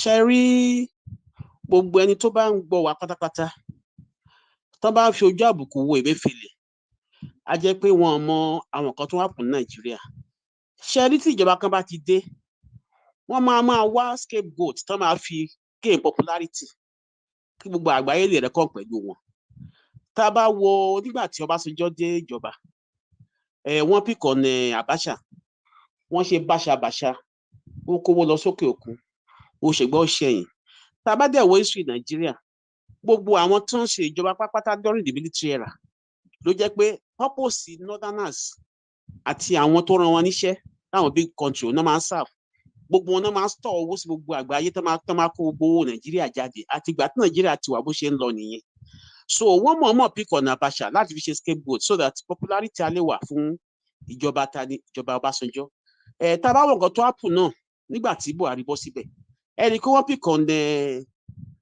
Disani Madueke wọ́n dẹ̀ pick on Jonathan so bó ṣe bí system bó ṣe máa ń ṣe nìyẹn ẹ jẹ́ ká wo ìgbé ayé tí tọ́ni Emefiele tó ń gbé gbogbo alárí pé gbogbo àwọn senators wa same status of life ni wọ́n live òun láṣìírí dùn màláyè tó yẹ pé òun ni Olúwa fi wọ́n wá nípa ìgbé ayé táwọn senators wa ń gbé gbogbo alárí gbogbo the sort of expensive life tó ń live ṣe rí gbogbo ilé tó ṣe yẹn wọ́n fi ń gain popularity ni use and dump náà ń pè wọ́n ti lo Emefiele tán wọ́n á fẹ́ borúkọ ẹ̀jẹ̀ nítorí wọ́n fẹ́ fi ṣe a sort of scapegoat kán lè sọ pé gbogbo àwọn tó ń sọ̀rọ̀ pápátá ìgbé ayé tí wọ́n ń pé ó wọ́ọ̀sì ju ti Emefiele lọ wọ́n wá pick on Emefiele láti fi ṣe example a sọ pé system of government tí Nàìjíríà ń run ó jẹ́ ká mọ̀ pé Nàìjíríà ò ní ìjọba is on auto drive gbogbo ilé tá à ń ṣe yìí kò sí nǹkan kan bẹ́ẹ̀ kò sí èrè kankan nígbà tí ìjọba kan bá dé the personality of a new president must indicate in the foreign exchange transaction of the country ládìgbà tí Tinubu ti déjọba ìjà arínára kó lọ kó appreciate rí ẹ má jẹ́ kí waste time yín o ṣùgbọ́n gbogbo apápátá ẹ jẹ́ kí n sọ fún yín Yorùbá nation nìkan ló lè dá ìjọba tí gbogbo àgbáyé máa mọ̀ pé a ní ìjọba ṣe é lè tá à ń kó yìí auto drive fún Nàìjíríà wà wọ́n lù tó Nàìjíríà lójoojúmọ́ ni àwọn ìjọba tá à ń rí lórí irọ́ ni gbogbo ẹ̀ the same circle of criminals still coming around surrounding Buhari surrounding Tinubu pàdé wọ́n fẹ́ gọ́wà Nàìjíríà àwọn ọmọ káàárọ̀ oòjíire adìẹ ń wo wípé ó normal ẹ jẹ́ ká máa gbàdúrà o nǹkan tó wà lẹ́yìn ọ̀fàwọ́ ju òjì lọ ṣùgbọ́n náà á jà fún wa ẹ má bínú pé ọ̀rọ̀ mi pọ̀ ẹ ṣe. wàhálà ọ̀rọ̀ yín ò pọ̀ ṣókí lẹ ṣe torí mo ti ń lérò pé máa tún fún yín ní another 1 minute sí kí n tó sọ̀rọ̀ bí mo ṣe fẹ́ gbọ́ lórí kinní yẹn mi ò fẹ́ dá yín dúró bàbá mi Ògún ríbidó mo ti mọ̀ pé mo mọ̀ pé máa sọ̀rọ̀ jù báyìí lọ ẹ rí i pé mo tẹ̀síwájú mi ò dá yín dúró ṣùgbọ́n ẹ ṣe bẹ́ẹ̀ dúró yẹn ṣé mo dúpọ̀ ojú òní tì í. now bàbá Ògún ríbidó ẹ rí i pé ibi tí àwọn tún mọ̀rọ̀ lọ yẹn because òun wà knowledgeable gan tó bá dọ̀rọ̀ oní ọ̀rọ̀ politics Nàìjíríà wọ́n dẹ̀ ti ṣe ní punch bó ṣe wà yẹn wọ́n mọ gbogbo nǹkan tó ń ṣẹlẹ̀ ni. sọ ẹ́ níbi tá a sọ̀rọ̀ sí ẹ níbi tá a sọ̀rọ̀ sí wa láì bó ṣe rí nìyẹn lórí gbogbo wọn olè ló mẹ́sàn olè tọ̀ number 1 number 2 ni wípé ìkankan náà ni wọ́n birds of the same feathers ni wọ́n bó ṣe ń ṣe nìyẹn ṣùgbọ́n àwa rọ bàbá Tinubu wípé kí wọ́n jọ kọ́dábọ̀ kí wọ́n má fi ẹ̀wọ̀n ẹjọ́ kankan kí wọ́n wá fi ṣègbè torí pé a ti rí wọ́n ròyìn owó tó wà lọ́dọ̀ Emefiele tí wọ́n bá gba owó yẹn kó má fi ṣàpapín o kó jẹ́ kó bọ́ sí àpò ibi tí ó jẹ́ kó bọ́ sí ní báǹkì wa padà kí wọ́n fi ṣe kíni kí wọ́n fi ṣe kí wọ́n dẹ̀ ṣe nǹkan tó tó àti nǹkan tó yẹ because mo ṣe ń sọ fún yín à ń wò yín àdẹ̀níyé yín wò àdẹ̀níyé sọ̀rọ̀ ẹnu wa ìyọ́ ọlọ́run ò ní ìgbà ní agbára ti ọlọ́run now ẹ ṣé mo dúpẹ́ bàbá mi Ògúnríbidó kí a tó a máa bọ́ sí ìbala kejì yẹn ò ní pẹ́ rárá torí ìtópẹ́ náà ni eléyìí torí ọ̀rọ̀ ní VAT yẹn kò fi taratara yé èmi ò tiẹ̀ mọ̀ pé VAT wà ní Nàìjíríà lọ́yà pẹ̀lú mi ẹ bá mi gbóhùn sókè lórí ọ̀rọ̀ òní VAT yẹn àti àwọn amendment àwọn nǹkan tó fi kún tó tún yọ kúrò ní nǹkan tó ti wà lẹ́tẹ̀lẹ́tẹ̀lẹ̀ ẹ bá ń gbóhùn sókè ẹ ṣé. ọ̀rọ̀ VAT ní Nàìjíríà nǹkan tó amendment tó ń ṣe kò ṣe nǹkan tó jẹ́ rẹpẹtẹ gẹ́gẹ́ bí àwa kan ṣe máa ń sọ láti jọ yìí ọ̀rọ̀ VAT a kàn wò yí pé Nigerian government wọ́n fi ń punish àwọn aláìní wọ́n dẹ̀ assist àwọn tó ní because àwọn aláìní tó ń owó tó decent tí jẹ́ kó ń san VAT lórí àwọn minor consumable goods kò make sense nǹkan tó amend lórí VAT ò ní wípé ok ká sọ pé nǹkan tó dáa níbẹ̀ ni pé nísìn wọ́n ní àwọn èèyàn tó bá jẹ́ pé nǹkan tó important bẹ́ẹ̀ ni pé àwọn companies tó máa ń ṣe withholding tax tó jẹ́ pé tó bá fẹ́ make payment fún yín tó bá jẹ́ fún services usually it's for services tó jẹ́ pé ó yẹ kó san bí bóyá 5 million 10 million rand fún yín wọ́n á yọ VAT kúrò ńbẹ̀ wọ́n á credit balance yín fún yín government insist pé anytime tó bá ti yọ VAT yẹ wọ́n gbọ́dọ̀ make sure pé wọ́n credit ẹ̀ directly fún wọn then again gbogbo àwọn exemptions tó wà tẹ́lẹ̀ fún Nigerians lórí ọ̀rọ̀ VAT for example now téèyàn bá ṣe transaction pẹ̀lú èèyàn tó jẹ́ tourist to make purchase in a convertible currency ordinarily those people are exempted from VAT.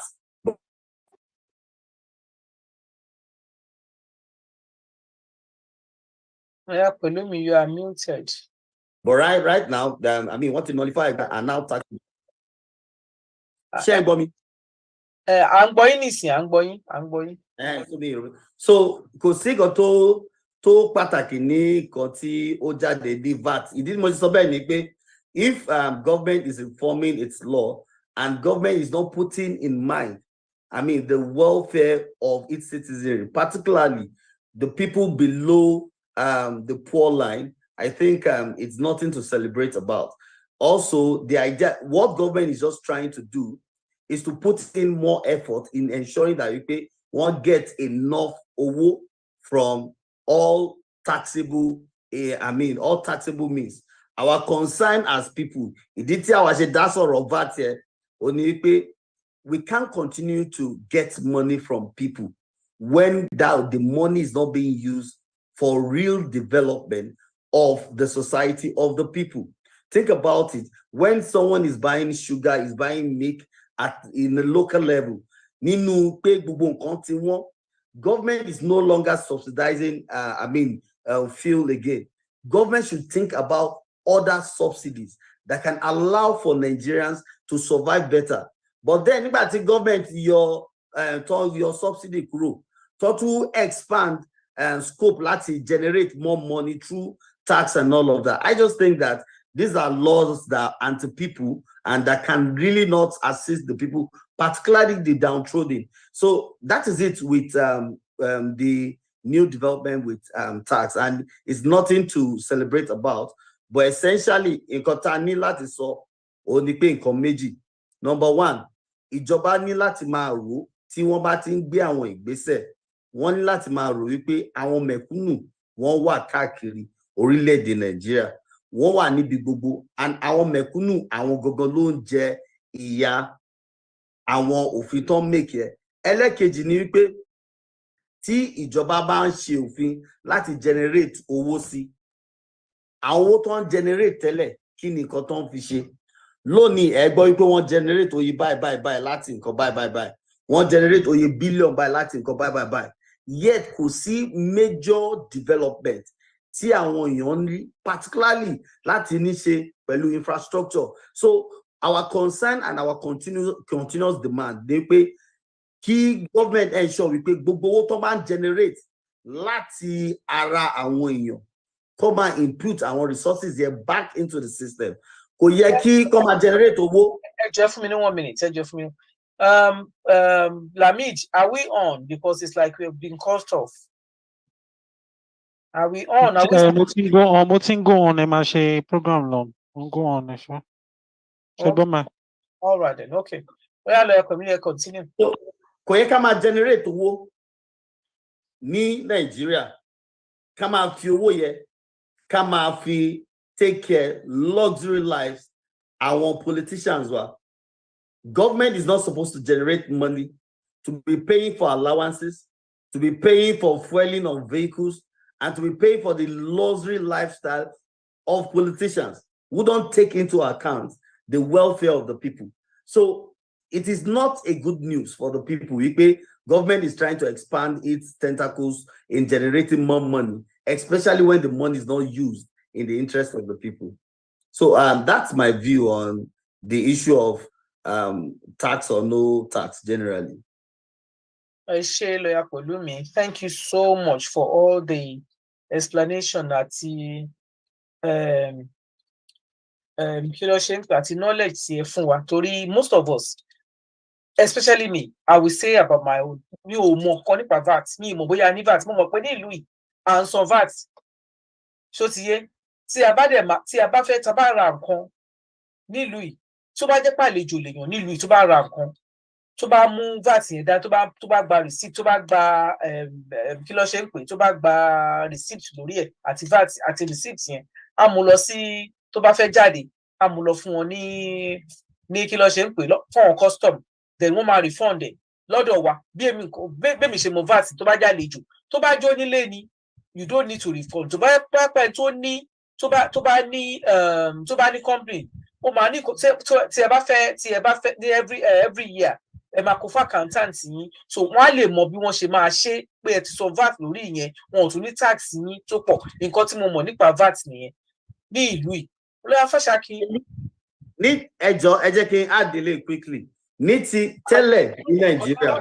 Ẹ wá sọ wípé VAT tí wọ́n ṣe ní Nàìjíríà níbẹ̀ yẹn wípé wọ́n fi ń jẹ àwọn tí wọn ò ní níyà ni àwọn olówó ò san VAT nìyẹn, àwọn tálíkà ni wọ́n ń san VAT yẹn, àbí? No, everybody ló ń san VAT, but olówó ò mọ̀ wípé òun san VAT kankan náà. Èèyàn tó lówó ò mọ̀ bóyá oye báyìí náà ṣe báyìí torí pé owó yẹn wọ́n rí lọ́fẹ̀ẹ́ ní Nàìjíríà. But nípa ọ̀rọ̀ àwọn tourists in the past ní Nàìjíríà by the making of our law, bó tẹ̀ jẹ́ wípé wọ́n usually wọ́n fún àwọn èèyàn ní tax refund. Tí àwọn tourists bá wọ Nàìjíríà for a short period of time, gbogbo àwọn nǹkan tó bá purchase tí wọ́n fi convertible currency láti transact, ordinarily government ò ní right láti gba VAT lé lórí.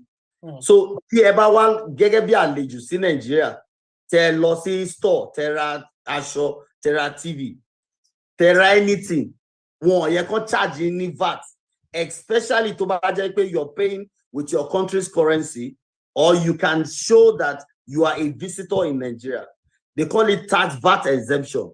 However, what a repeal law to exempt our tourists, what a repeal law to exempt our from taking VAT or charging VAT on all consumables or on all goods and services, transacted with tourists. So by so doing, tell about what, and even in the past anyways, tell about what's in Nigeria to see transaction be to rank bon charge VAT, I be one charge VAT, one return VAT no full.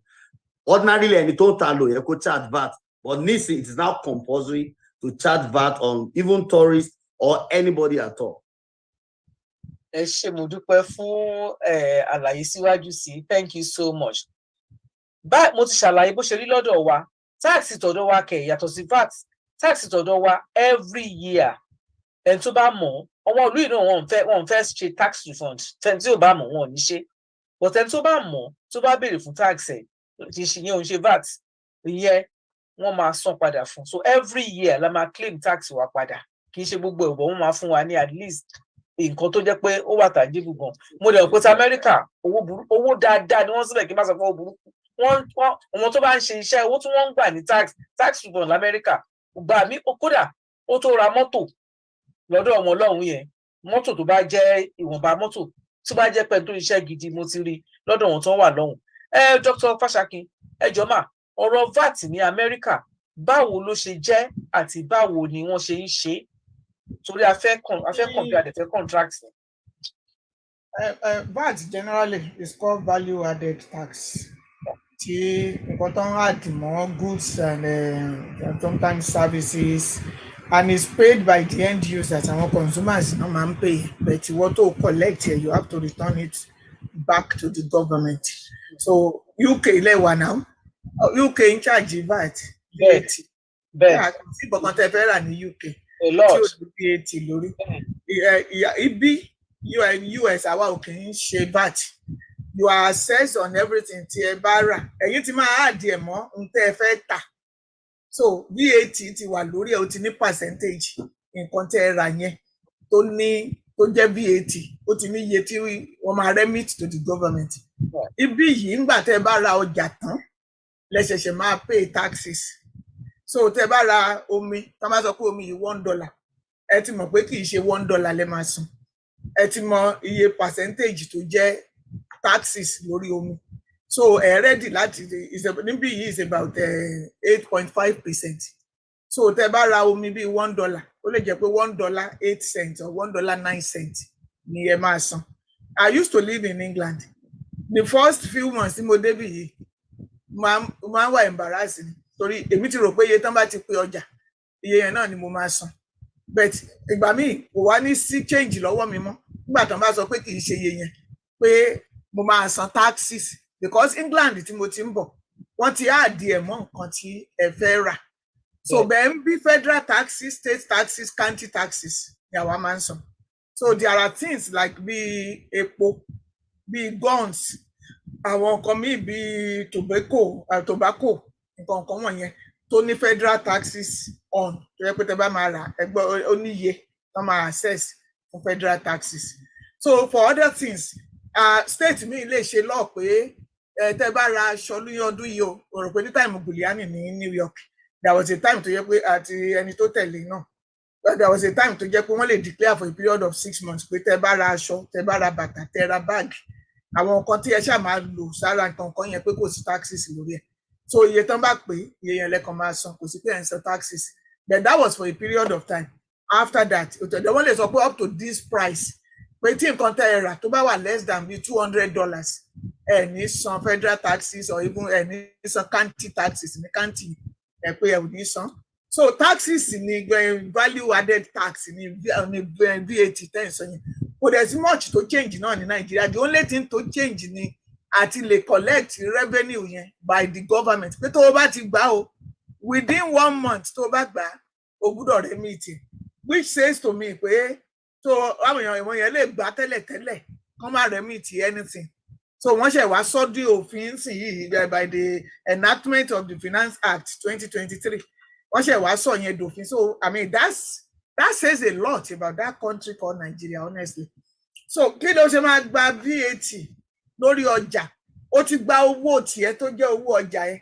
The VAT is supposed to be for the government láti lè fi ṣe àwọn nǹkan fún ìlú. Wọ́n ṣe ọ̀nà, wọ́n ṣe omi, bóyá iná, torí mi jẹ́ màá tó tún supply iná wọn sì yìí. Ọ̀nà àtọ́bí wo ló ń ṣe ìyá mi? Normally, àwọn nǹkan tó wà fún nìyẹn. Àwọn ará ìlú náà ti rí wípé gọ́ọ̀mẹ̀ntì gan olè. So táwọn náà bá kúkú jẹ́ olè, it's a question of ta ló lè ṣolè jù. So mo rọ̀ mọ́ náà ẹ̀ṣẹ̀ wá realize yẹn sì ẹ tó bá ti gbà o, tó bá gbà ní June, ó pẹ́ jù, tó bá gbà ní June 10, ó pẹ́ jù by July 10, ó gbúdọ̀ remit ẹ̀ síjọba. Ṣó ṣẹ̀ṣẹ̀ nídìí kan máa ṣe atótó arére yẹn ni nílùú ibi tí òfin bá wà. Ṣé yẹn ẹ̀ṣẹ̀ wá jẹ́ enactment tó ẹ̀ṣẹ̀ máa gbé káàkiri pé there has been a change in legislation, or there has been a change in the government or something. I mean, it's just a baloney. You wonder how things and I keep saying, tí country yẹn bá máa change, wọ́n need àwọn new people. Ṣó yẹ yín tí orí wọn ò tí wà full of gbogbo oríṣiríṣi tó jẹ́ pé tán bá jí báyìí wọ́n jí sínú corruption tán bá lanu sọ̀rọ̀ báyìí corruption ni èmi tó ń jáde nínú wọn gan corruption ni tán bá sọ pé dúró dè mí ń bẹ̀ yẹn corruption ni. The government needs to do a re-evaluation of àwọn èèyàn tí wọ́n ń gbé sí di àwọn kankan kó má jẹ́ recycling of the same old people tó jẹ́ pé gbogbo agbárí wọn bí ìgbà tán là á tán ṣe kiri ní autonomy tán wá kó corruption síbẹ̀. They can't do anything but be corrupt. It's so terrible. Àti ẹ̀mọ̀ bóyá láéláé Muhammed láéláé àbí kí ló ṣe ń pè. Ẹ ṣáà ti ẹ̀ mọ̀ pé yẹn pé wọ́n bí mọ́ irọ́ ni láì tí ẹ̀ mọ̀ yẹn. Let me add addendum sí nǹkan tí mọ́mí sọ. Okay, number one, no. Mo wò pé essentially nǹkan tó ní kó máa report monthly sí òní ti withholding tax, because usually àwọn companies wọ́n àwọn èèyàn tó máa ń ṣe transaction wọ́n withhold tax tí wọ́n ó yẹ kán remit fún government. And usually wọ́n look at the end of the year, but because pé wọ́n kì í remit and government is unable to trace and track all of these payments. You know, can pay society to just pay system was strong. Tell you about this sanwó immediately. Probably key government needs system to in place to just pay one limit go buy. Tabi our auditors actually calculation here after a period of time. But now with the law, Nisi, it is now important for them. If the tax number we told here, T1 son during payment, we won't go to remittance, the government within 1 month. But can you continue Sonny pay? Talking about the quality of leadership and having to change the characters in government in Nigeria. I think essentially this is something that will never work easily, except if there's a revolution or there's a kind of drastic situation that can change, that can cause a sort of disruption in leadership structure. The reason is because Nigeria has a leadership grooming architecture that is very, very terrible. Now, the way the leadership training is structured, people have to move from political parties, from local levels to the top. And these political parties are structured around corruption. And so when you have that kind of a system, when you have that kind of a value system, even if you're a native doctor, you can't.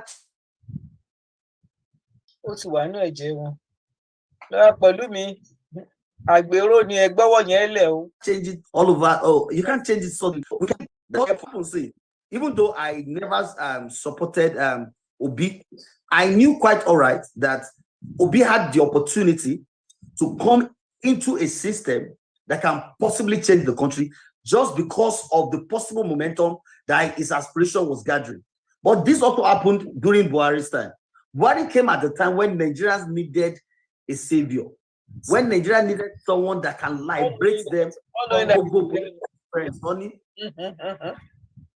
ṣùgbọ́n nígbà tí Buhari dé, tí everybody wò yí pé Buhari yá dẹ̀ túlú iṣẹ́, tó bẹ̀rẹ̀ sí rí owó nínú kìnìún, tó bẹ̀rẹ̀ sí rí owó nínú lábẹ́ ilé. Àwọn owó yẹn dà lọ́yà pẹ̀lú mi.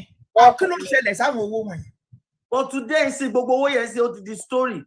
Wọ́n pè wọ́n ní, wọ́n tún pè mọ́ra wọn lọ́wọ́ ni. As a matter of fact, deputy governor kan wà ní CBN tó ń bá tán ní kó kọ́ ilé tó mọ ilé fún owó ní Kaduna State. Hard currency, tẹ́ bá rántí kéèsì ẹ̀. I mean, no, mọ̀mọ́ mi kò dárúkọ ẹ̀. But ṣé mo rí pé kéèsì ẹ̀ wà ń court ń sìn. And with the information I have, this guy is getting the whole of the money back. Allow. That is the kind of country. Though our lawyers there náà wọ́n mọ̀ pé jẹ́ kí wọ́n ti mọ̀ pé serious business ni pé táwọn bá recover owó yìí o. Tó ń bọ̀ lọ́dọ̀. I mean, so the system is so corrupt that even our institution tó yẹ kó wà sacred, tó yẹ kó jẹ́ pé ibi tí àwọn tó ní ìbẹ̀rù Ọlọ́run ló jókòó sí. These institutions are terrible. They are shameful with the kind of character that is being exhibited by people who are trusted with these positions. So our prayer is that, and beyond the issue of prayer, engagement like this are important because such engagement can serve as a watchdog to people trusted with position of authority. However, we need to, in one way or the other, get involved. There must be replacement for the quality of people handling the affairs of the nation. That's right. I mean, and that is why nígbà tí Baba wa lẹ́kan tán sọ̀rọ̀, wọ́n sọ categorically pé the only thing to lè liberate wa only Yoruba nation. I mean, there's no better surrender note than that. This is simply because possibly want to hold Nigeria front and back, want to one elements to lead country now. At times, teach your Baba Shinko, Eruba, Yanu Tibeshele, but only their intention we're going to bello media, not really take Buba on steps here. So we have a long way to go as a country, and I think God can only help us. Amen. My heart bleeds. But this president now has an opportunity to look into the way countries of the world are made. Shebi country that way, there was a time to get pé àwọn mafia ni wọ́n gbàbẹ̀ kan. Even títí kan ra garbage pé kan kó garbage, àwọn truck tó ń kó garbage. Wọ́n sọ ṣe débi pé tó bá lọ fire garbage kíní kan tó ná ọ̀nà tiẹ̀, ò ní rí any other garbage tó máa bẹ́ẹ̀ kó. There is fish industry níbí tó jẹ́ pé àwọn mafia non control gbogbo ẹ̀. Tó bá ṣẹ̀ wọ́n máa pa ẹ́ kò dẹ̀ sí nǹkan tó máa ṣẹlẹ̀ because àwọn náà then you also have the KKKs. So kò sí kì í ṣe pé bóyá America yìí náà all of a sudden pé wọ́n perfect. But there are people who move in the direction of things have to change. That's right. And even though this man messed up later, Mayor Giuliani, he did a lot in New York. He did a lot as a prosecutor, even before he became the mayor. Oron for mayor like lose because of his work during the time to get prosecutor, which him prosecute him. And he was the one that put a stop to all that rot. There is a rot right now that this president is meeting. And one thing, to get statement, continuous tomorrow, he will be able to make a difference. One, he said from Buhari, the commissioner, I begin the minister, so for somebody that didn't do all that, then you don't owe any anything. That is all we pay. Okay, even though mama pay, she said, change here, but share. O si yẹn ńbẹ tó bá jẹ́ tòótọ́ ni nǹkan tí wọ́n sọ yẹn o pé kàn tọrọ fúra kàn tọrọ mínísítà kàn tọrọ kìíní kankan. Then he has this opportunity to start on a very clean slate. A few of the steps don't he be already seen show that he's capable of bringing the changes. But that's tó bá jẹ́ wípé is not taking those steps in a vindictive way. Because that's another thing. He fired the EFCC. He put another person, the deputy in the CBN. Sure pé kì í ṣe pé bóyá ó lọ gbé Emefiele torí pé Emefiele máa tú àṣírí nípa William Fan tọ́wọ́n náà gbé wá nígbà tó ń ṣe kinní tó yà sẹ́gbẹ̀ẹ́ ilé wọn tó ṣìnà ilé wọn lọ́jọ́ sí ni. Kò yẹ yín èyí. Even if it is then, it was not in government. That's right. It was not in government. At least so I can assume that whatever money he made at that time was because the government of the day is rotting and allow business people to take that money. That's right. You understand? Ìyẹn yàtọ̀ sẹ́ni tó fi sí in charge nǹkan. Owó tó fi sí tó ológbò tó wá ń kó yàtọ̀. So I really think he has a great opportunity to redeem what looks like irredeemable. He has the accent, he has the law, he has the weapon to be able to do it and change it. I wonder among Canton law because the wife was a two-time senator. One more one shame booby any bugari long. They can put a stop to that. That's right. Ṣebí èèyàn kan ló jáde ńsìn tó mú ìwé jáde pé kí lorúkọ man yẹn Iyepe Honorable Iyepe that came out and said àjọ make òfin yìí ni mo mọ bẹ́ẹ̀ ṣe change ẹ̀ kì í ṣe nǹkan tá a agree sí ni ìfẹ́ bá fẹ́ pa nǹkan ẹ̀ pa òun. That is somebody So we can see that there is still like a small light. Honorable Iyẹ̀pẹ̀ nìyẹn Iyẹ̀pẹ̀. Iyẹ̀pẹ̀ ni Honorable Iyẹ̀pẹ̀. Ó máa sọ pé gbogbo wa wá láti Iyẹ̀pẹ̀ náà máa padà sí Iyẹ̀pẹ̀, so máa ń pè é ní Honorable Iyẹ̀pẹ̀. Oh, okay, maybe that's why. So, and so there is a little light at the end of this tunnel. If we can move in the direction of that little light, by the time we move closer, it may become like a very big light. Tomato, tomato shape. But there has to be a conscious effort. So, could I let we pay one million?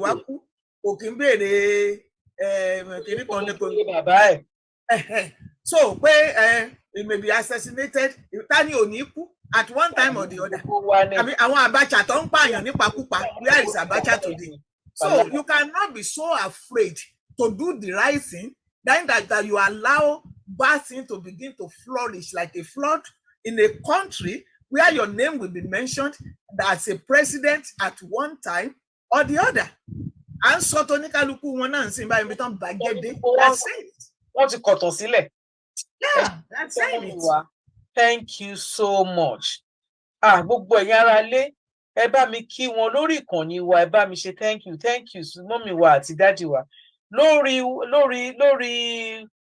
YouTube, ẹ bá mi kí wọn, ẹ bá mi kí wọn, ẹ bá mi yìn wọn, ẹ bá mi dúpẹ́ lọ́wọ́ wọn. Lawyers ni wá o, ẹ má pè wá ní mọ́mì, ẹ má pè wá ní dádì. Lawyers. Dr. Fashaki, lawyer Fashaki, àti lawyer àti dádì lawyer Pelumi. Lawyer Pelumi. Great Ife. Méjì lẹ kó wálé. Lawyer Pelumi, godson mi lawyer Pelumi. But ìjọ́ tó bá bọ́ sílẹ̀ ni màá pè yín dádì lawyer, Mr. Pelumi gbogbo ẹ̀ náà ni tó bá ti bọ́ sẹ́nu mi náà ni màá pè. Ẹ forúkọ iṣẹ́ wa pè wá kó lè lókè. Ọjọ́ bẹ́ẹ̀ ni Dr. Fashaki àti Dr. Lawyer Fashaki àti Barrister Pelumi. Ẹ ṣé adúpẹ́. Ọlọ́run ọba ọlọ́jọ́ èdè ló máa bá mi dúpẹ́ fún yín o. Àwọn ọmọ Yorùbá náà wọ́n kì í wọ́n dúpẹ́ lọ. Bàbá Àròpọ̀ rí everybody ló ń dúpẹ́ ló ń kì í tí wọ́n dúpẹ́ lọ pé thank you so much. Ẹ ṣeun gan adúpẹ́ lọ́wọ́ yín. Ṣé mo lè sọ ọ̀rọ̀ kékeré? Ṣé rí ẹ dúró náà lọ́yà Pelumi? Nǹkan tó ṣẹlẹ̀ ní wípé abẹ̀yìn àrọ̀ yìí ṣe wọ́n pé mi pẹ̀lú ti sọ lẹ́yìn àtúnsọ Yorùbá World Media àtúnsọ fún yín nísìnyí pé kẹ́ ẹ bá wa gbé Sowore wá. A need Sowore. A fẹ́ mọ ibi tó lẹ fẹ́ wọn. Sowore a fẹ́ bá sọ̀rọ̀ lórí Yorùbá World Media. Ìjọ́ ò lẹ fẹ́ Sowore. Next week Wednesday. Okay. Consider it done. I trust you. So both of you will be coming down, right? Yeah, that's fine. Okay. And I will essentially also be very interested in Abatife Tabani program Tabekinwa. Surrounding issues because our issues come out to are very, very engaging. Tamani interest, especially Tobani Shepelu, humanitarian issue, human rights, Ati or Yoruba nation. Because for me, I believe that Nigeria can only move forward if we have a decent and a proper society. And Nigeria may not achieve that. See about decentralized power. That's right. Restructure country now. Our lab can say and she business to the glory of God we're comfortable. But unlike you know àwọn èèyàn tó jẹ́ pé wọ́n gbìyànjú tí wọ́n jìyà tí life wọn ní mí nítorí pé structure country yìí ò work for. Ẹ wo bí mọ́mí wa ṣe sọ́nsìn Tinubu is starting on a very impressive note. If I have to speak objectively as someone who is not biased, my great concern nípa President Tinubu oni mo fitness health àti age. I am slightly worried if he will have the capacity. If we are not worried about Biden, we shouldn't worry about his age. That's right. So for me, I understand the United States of America has got a system and has got institutions that is very, very functional. I can't take a look at it. Biden knee accident in public. But to transpire state of health who are shrouded in secrecy. They can actually declare it because it's not a big deal. Yeah, it's But not. in Nigeria, it's a big deal. That's This is right. because They will have Nigerians trust their leaders, and their leaders can't trust the followers. That's So right. it's a different society completely. But I think sọ nípa éèjì ni àmọ́ pé bí tiwa yìí náà ti ń ṣubú bẹ́ẹ̀ ló ń forí gbá bẹ́ẹ̀ ló ń Yeah. forí. yeah. So we just Biden kò ní sick ní ìsìn kan gbó lọ síbì kan Amẹ́ríkà lọ ti treat ẹ̀. so I can pray we pray. Tó bá ṣe kẹ́rẹ́ ó máa bọ́ sí France àbí UK àbí. I can pray we pray bí ó ṣe lọ lọ́wọ́ yìí tọ́lọ́ rọ̀ wá lọ́wọ́ kán máa tó lọ bẹ́ẹ̀. Àmín. Bóyá at the end of the day, hopefully, this country will become more meaningful. I'm very sure we pay Shogorei full-time activist. He will be glad to be part of a program like this, and he would love to really engage. Taba close program means him happy. Myself, we schedule for open show next week Wednesday. And share this program with him as well. And they run to him like Shogorei will so get prepared for Shogorei. We are ready. We'll be ready for him as well. Trust us. Gbogbo Yoruba Nation World Media mo kí kú iṣẹ́ o pàtàkì jùlọ in our days of struggle nípa Sunday Igboho nípa Yoruba Nation generally gbogbo iṣẹ́ tẹ. Igboho 12 Abuja 12. Ọlọ́run san padà fún yín. Recently mo aníjà kékeré kan pẹ̀lú èèyàn kan níbi bí ó ń sọ̀rọ̀ nípa àwọn Yorùbá. The truth is that Yoruba people are not, I'm sorry to say, a lot of Yoruba people are not as genuine as they should be. That's right.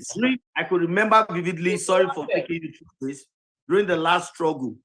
So because it was with us throughout, mo rántí pé nígbà tí wọ́n grant àwọn tí à ń defend ní court ní bail. When the court granted them bail, court demand fún shorty méjì. We did not see that people to. Yeah, I know. I can put it to record today. I know. I will paper each time that Yoruba yẹn kan péré ló dúró nínú àwọn 24 ta ní. Èèyàn kan péré ní Yoruba now to sign as shorty. But we have Hausa, Igbo, even Yoruba yẹn gan, Yoruba Kogi state. I don't know any of that. Gbogbo wọn yẹrí ni wọ́n do yẹrí. Yẹrí àwọn kankan ṣẹlẹ̀ ní period yẹn tó jẹ́ pé if you have that first-hand experience and that knowledge, particularly from the records, tí wọ́n bá pèèyàn lọ́la pé kó wá lọ jà fún Yoruba Nation, ó máa wà extremely careful. So what I now realize is that ẹ wo nǹkan tó ń fojú Igboho àti bàbá Akintoye rí. For those who are outside the shores of the country, pẹ̀lú mi tún ti hàn báyìí. Pẹ̀lú mi, I don't know somehow they are probably more than the people at home. Perhaps because maybe they are in a safe zone, or probably they are seeing a system that is working and they think that there's a need for us to overhaul our own system. But whatever the case is, this is not a theory to propound this night. But the truth is, the key Yoruba World Media, because your effort was outstanding and distinguished throughout period there. Thank you. Thank you. Somebody is asking a question. Somebody says, can you ask lawyer Pelumi a question? Oh, I didn't see a hand up. Question. Kingdom TV. Okay. Baba report Baba Jaja yẹn nìyẹn. Wọ́n know what's okay ni. Yes, you can. You can. Baba, 2 minutes, please. All right. Ẹ jẹ́ kí mọ́mí wa. Mi ò rí question yẹn. Mo ń gbọ́ nǹkan tí bàbá lawyer Pelumi sọ, so I didn't see it. Ẹ má bínú sir. Yes ma. Ó yé mi. Ẹ má bínú pé ó pẹ́ kí n tó wọlé. Mo lọ fún medication kan ni. So ẹ jẹ́ kí n máa kí mọ́mí wa Dr. Janet Fashaki pé wọ́n kú iṣẹ́ o. Ẹ kú ìfọ̀mọ́ káàbọ̀ padà sí. Bẹ́ẹ̀ ni ajá tó relé ẹ̀kú tó bọ̀ ní mo gbé. Wọ́n ti jajá kódà wọ́n sì ń ta yín ajá tó jẹ. Àjíà. So ẹ jẹ́ kí n kí mọ́mí wa dáadáa pé torí mo rántí jọ́nà ẹ má bínú pé mo deviate mo rántí jọ́nà lọ́hùn nígbà tí wọ́n declare ní orí omi lórí òkun. Mọ́mí wa wọ́n tòkù stand wọn. Wọ́n jẹ́ kí a mọ̀ pé no. ẹ ti mute ara yín bàbá Aropo rẹ. Ẹ ti mute ara yín. Ọlọ́run ló máa ń lékè. So question mi, mo dẹ̀ tún fẹ́ dúpẹ́ ní ọwọ́ lọ́ọ̀yà pẹ̀lú mi bákan náà ní àkókò tó gbóná girigiri tójú ogun le ẹ kú ìfọmọnìyàn ṣe torí pé ní àkókò yẹn gan pàápàá ẹ wẹ̀yìn ẹ wò wípé wọ́n mọ̀ lè torí mi fágbọn. Wọ́n gbé lọ́ọ̀yà pẹ̀lú mi ń gbà yẹn, wọ́n gbé wọn, yes. They arrested him. So ọ̀pọ̀lọpọ̀ èèyàn bí èèyàn ẹni bí ẹni. Ṣé tá bá wá ní kí a kó gbogbo àwọn nǹkan wọ̀nyẹn jọ, kò sí Bíbélì sọ pé olódodo kan tó bá kó olódodo kan nílùú yẹn pé òun á jẹ́ kí ìlú yẹn kó wà in exist. So a sì dúpẹ́ pé a sì rán wọn kan tó sì dúró. So ìbéèrè mi wá ní fún lọ́ọ̀yà pẹ̀lú mi ni wípé mo gbọ́ ní ibi tí mo ti wọlé tí mo ti bá ọ̀rọ̀ tí mọ́mì wa jẹ́ Dr. Jenice Faraki tó ń sọ tí mo dẹ̀ fẹ́ràn ọ̀rọ̀ yẹn púpọ̀ ibẹ̀ mo ti fẹ́ mú question yẹn. A rí wípé láti score ọmọ wa yìí, bàbá wa yìí, ẹ̀gbọ́n wa yìí, Tinubu, ó sì wà álè. Ẹ dẹ̀ tún sọ lẹ́ẹ̀kan yẹn pé health status àbí nǹkan kan bẹ́ẹ̀ yẹn. Mo rí wípé ní structure tí 1999 constitution fún wa, mò ń wò wípé ǹjẹ́ kò ní ká bàbá yìí lọ́wọ́ kò ẹ̀yin gẹ́gẹ́ bí amòfin. So ìbéèrè mi wá ni wípé ẹ̀yin gẹ́gẹ́ bí amòfin sà, kí ni nǹkan gan-an? Bàbá Aropo rẹ ẹ má bínú torí tọlọ́run ọba. Ṣé rí 1999 constitution yẹn is another topic on its own. Tàbá ní ká dá sílẹ̀ lénìí kò ní tán. Ẹ jẹ́ bàbá pẹ̀lú mi bá wa kọ sílẹ̀. Well, ẹ jẹ́ kó béèrè question yẹn náà. Ẹ jẹ́ kí n béèrè question mi. Is another topic. Dẹ̀ ní time mọ́. Ẹ jẹ́ kó béèrè question ilé náà. Ẹ mọ́kàn lè àsíbẹ̀ ẹ jẹ́ kí n béèrè ìbéèrè ẹyọ kan yẹn. Ìbéèrè ẹyọ kan yẹn ni wípé ẹ̀yin gẹ́gẹ́ bí amòfin sà tẹ̀dẹ̀ wà on ground, ó ní ò jẹ́ kí n béèrè lọ́wọ́ mọ́mì wa tí mo béèrè lọ́wọ́ yín. Kí ni nǹkan ẹyọ kan tẹ́ rò wípé láàárín ọdún mẹ́jọ torí ààbò wà lọ́wọ́ Ọlọ́run, kò sẹ́ni tí àìsàn kan ló ń pààyàn. Ní àárín ọdún mẹ́ta àbí oṣù mélòó kan, kí ni nǹkan ẹyọ kan tẹ́ rò wípé tí Bọ́lá Ahmed Tinubu tó ti bá wọn jẹ tó bá dẹ̀ ṣe nǹkan yìí, ìlú yìí dẹ̀ máa dáa fún ìran tó ń bọ̀, ìlú yìí dẹ̀ máa dáa dẹ̀ máa lórúkọ rere o. Kí ni nǹkan ẹyọ kan tẹ́ lè gbà ní àmọ̀ràn kó ṣe? Nǹkan kan tí mo lè gba Mr. President ní àmọ̀ràn kan ṣe ni pé I'll seriously beg Mr. President láti restructure Nigeria. And in restructuring Nigeria, I believe strongly that Mr. President can do it. Number one, restructure is one cardinal manifesto of APC, even during the Buhari's regime.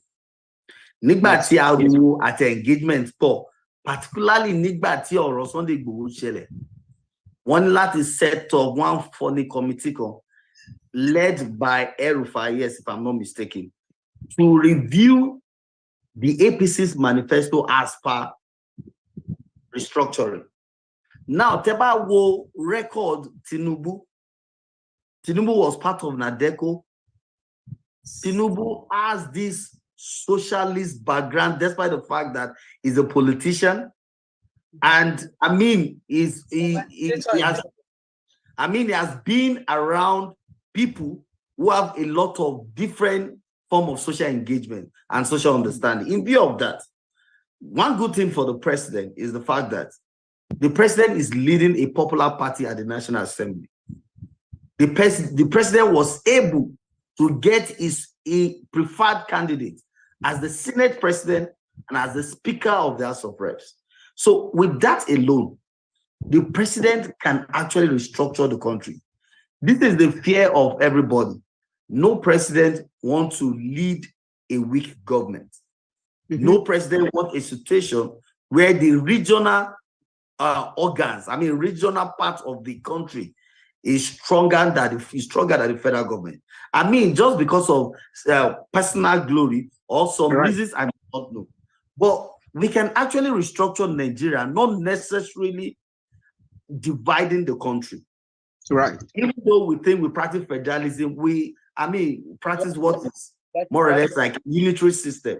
So I am thinking that for example, wọ́n bá yọ àwọn nǹkan kan kúrò ní exclusive list, tí wọ́n jẹ́ kí states lè legislate láti lè control some of those states, we can gradually actually restructure Nigeria by beginning to think that at the state level. I mean, these are engagements that, and this just for example, these are sound engagements that people of knowledge must engage from different perspectives. I mean, so that we can get a spectrum spoken view of these issues. But think about it, sir. Tabani be where be any the state police. Tafi where be currency at the military, at the defense, see our federal government. Tajeki state who are strong enough to generate to control natural resources to each state. To allow this state, I don't know, I'm just suggesting, go control them and all of that. So if we see devolution of power to reduce Agbara Abuja, elected one are desperate láti lọ sí National Assembly. For example, last time, there was a time till Lagos State didn't try láti gba special status. In contrary, láti ṣe indirectly, Lagos is trying to have a state within a state. I mean, more down. But can you pay Lagos State need a special status there? I know whoever is the governor of Lagos State will transform Lagos State, and Lagos will be like a small London. Though Lagos might be expensive, but Lagos will be safe, will be decent, and a lot of things will happen. So, tí government badly restructure Nigeria, tí àwọn olóṣèlú tó ń desperate láti lọ sí National Assembly, tó ń bẹ̀rẹ̀ sí reduce interest, tó di pé wọ́n bẹ̀rẹ̀ sí commit more resources at state level. I think from at that point, because think about it, sir. Nnamdi Kanu tó ń jà ní East, tó bá discover wípé the National Assembly in Abuja and the office of the president is just a place tó jẹ́ pé gbogbo wọn lọ ń gather láti ní ceremonial discussion and all of that, and that the main thing tó ń ṣẹlẹ̀ is in everybody's state. And it's so wípé okay pé òní wípé Fulani herdsmen wọ́n threaten àwọn èèyàn, and the state governor is helpless because of the OJ chief security officer lórúkọ, but could control police by structure of Abuja. So it is my prayer, and I feel very strongly that Tinubu bá ṣe ní first term, only ṣe second term. But this is me talking from my knowledge. Now, if you put this within the political economic context, then and you put the different regions in consideration, I understand that some region of the country will not want to encourage for restructuring because it might not be favorable for them. Because northern ló ní epo, ló ní gbogbo nǹkan tó ń ṣẹlẹ̀ ní Nigeria lónìí, torí pé wọ́n ní more political knowledge, wọ́n dẹ̀ invest ní politics ju Nigerians lọ. Ju our southerners lọ. Our southerners kàwé gan, and protect future. Ibi táwọn ti bímọ 12, àwa bímọ mẹ́ta, tó bá di ọjọ́ ìbò 12 á dìbò, mẹ́ta á dìbò tiwa. So we are allies. Our olóṣèlú ni wọ́n, that is their own career, and they have understanding of why they're doing all of these things. But recently, the whole world is even talking about leaving oil, going to alternative energy. But you know what? Once you discover the Nigerian government has invested a lot of money only through the state shit. Let's search for epo. It means $1 billion on every cocoa. But until the epo not with the hope and the expectation that within a few years, one better see exploration. I mean, at that level, Tolombashi Tomali Mariko need not at the very some level of equilibrium in terms of generating, in terms of economic generation and powers and all of that. Boya, the northerners will begin to think towards restructuring. But if God helps Tinubu to restructure Nigeria, then I mean, Nigeria will be better for it, I'm very sure. Because if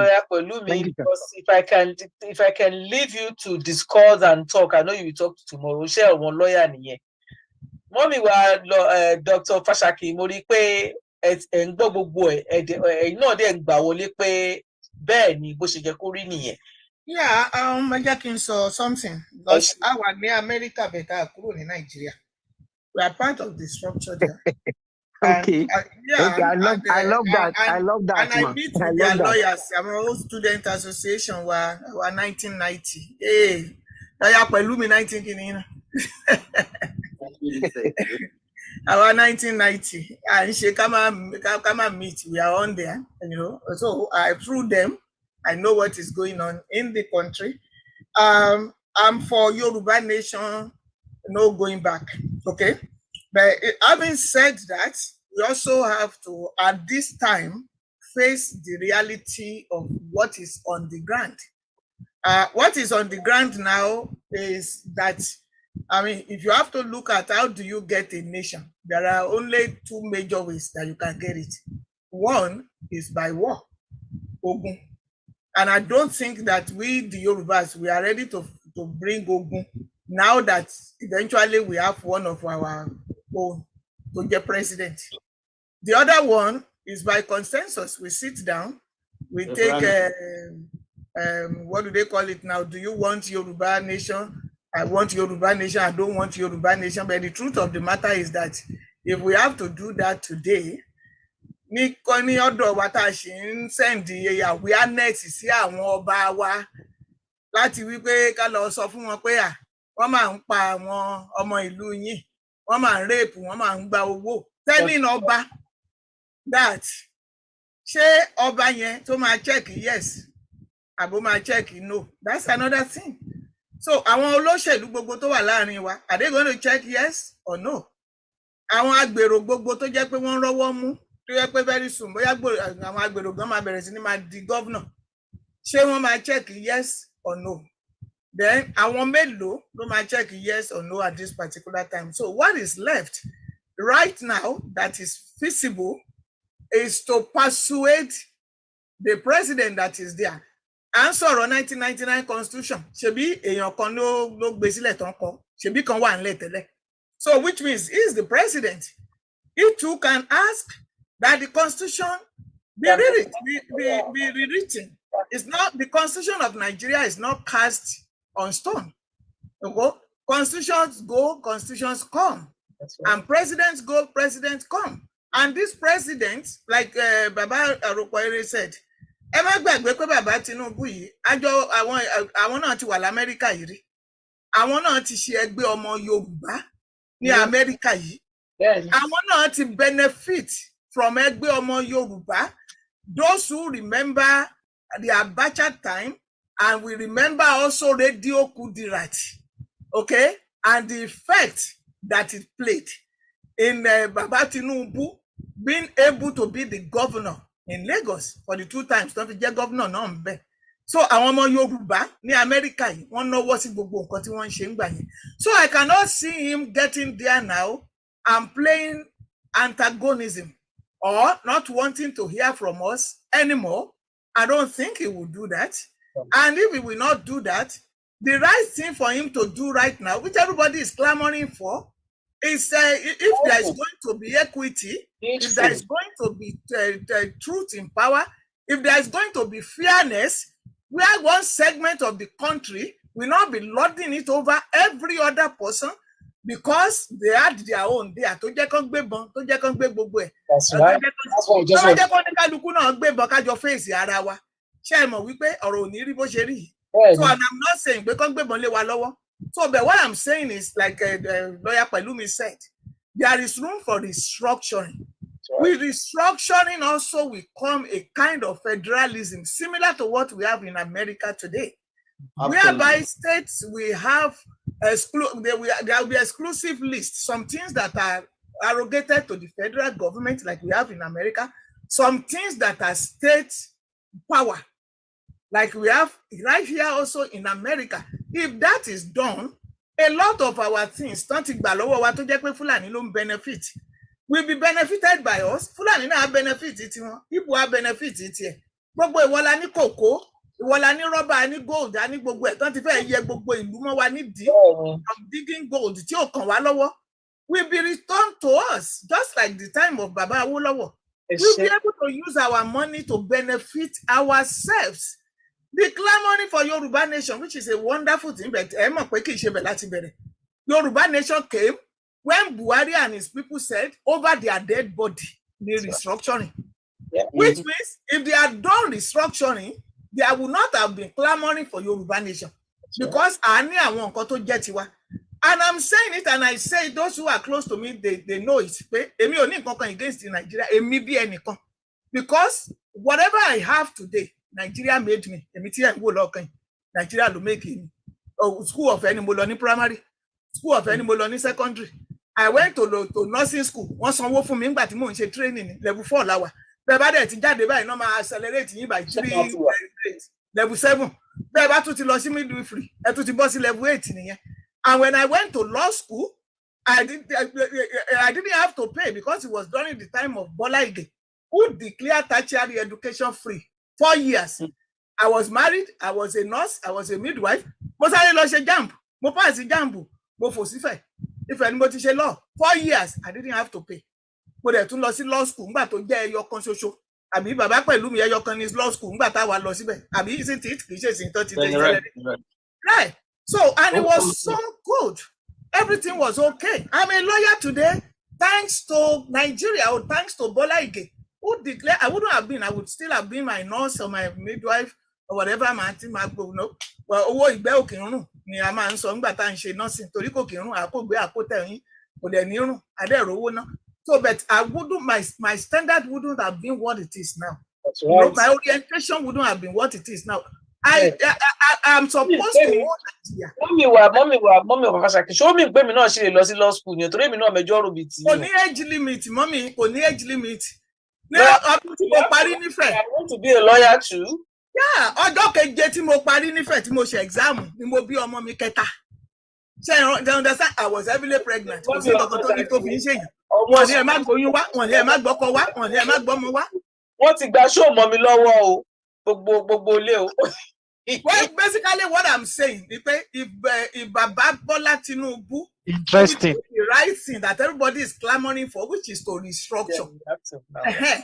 Tí ó bá dẹ̀ wá yáǹgbà yẹn at least ọwọ́ wa náà kàn ti ẹ̀tẹ́ ikú ìdà díẹ̀. Ó bá dẹ̀ wá di ogun lọ́jọ́ iwájú at least àdúrà náà ti ní resources kankan. Àní sìn Fúlàní wá bá wa nínú ilé. Wọ́n ní èkútélé òkè ń tọ́lé ẹni wá pa. Wọ́n tọ́lé wa wá. Wọ́n dẹ̀ ń pa àwọn èèyàn wa ń bẹ̀. Àwọn Yorùbá wá di ọmọ aláìní ìyá aláìní bàbá. Because I need anything, we don't have anything. Nothing. Wọ́n lẹ́yìn tọ́wọ́ ẹ̀ ò bá tẹ ikú ìdà kò kí ń bèrè ikú tó pa bàbá wọn. Wọ́n dẹ̀ ní àjẹkún ìyà ni ó jẹ. Ẹni tí ò ṣe kinní kan tí ò ṣe gbá kan kinní kan Ọlọ́run ní jẹ́ ká jà àjẹkún ìyà. Tó ń dìbòdé ní àjẹkún ìyà ni ó jẹ. Ẹ ṣe Mama Fashaki. So he can do that for us and that would be wonderful. That would be a step in the right direction for us as Yoruba people. Láti bọ́ nínú ìyà. We have a lot to take out from this broadcast. Our engineer, pẹ̀lú gbogbo nǹkan tí àwọn lawyers wá ń sọ yẹn, ẹ máa mú bẹ́ ṣe máa bá wa yọ kúrò tí a máa ṣe kíni tí a tún máa nà fẹ́lẹ́fẹ́lẹ́ ó ti yé yín nǹkan tí mò ń sọ. Ẹ ṣé mo dúpẹ́ màmá mi Dr. Lawyer Fashaki láti ìlú US àti bàbá mi lawyer pẹ̀lú mi Ọlájẹ́ngbésì. Ẹ máa gbèsè ayọ̀ lágbára ti Ọlọ́run. Ẹ ṣé mo dúpẹ́. Thank you for coming. A pè yín, ẹ jẹ́ wa, àìmá lè jẹ́ wa mọ́ Ọlọ́run ò ní fi ṣàdánwò fún gbogbo wa àtàwa náà. A ní tẹ́ lọ́wọ́ ara wa, àdẹ̀ ní tẹ́ ní tìkà ní agbára ti Ọlọ́run.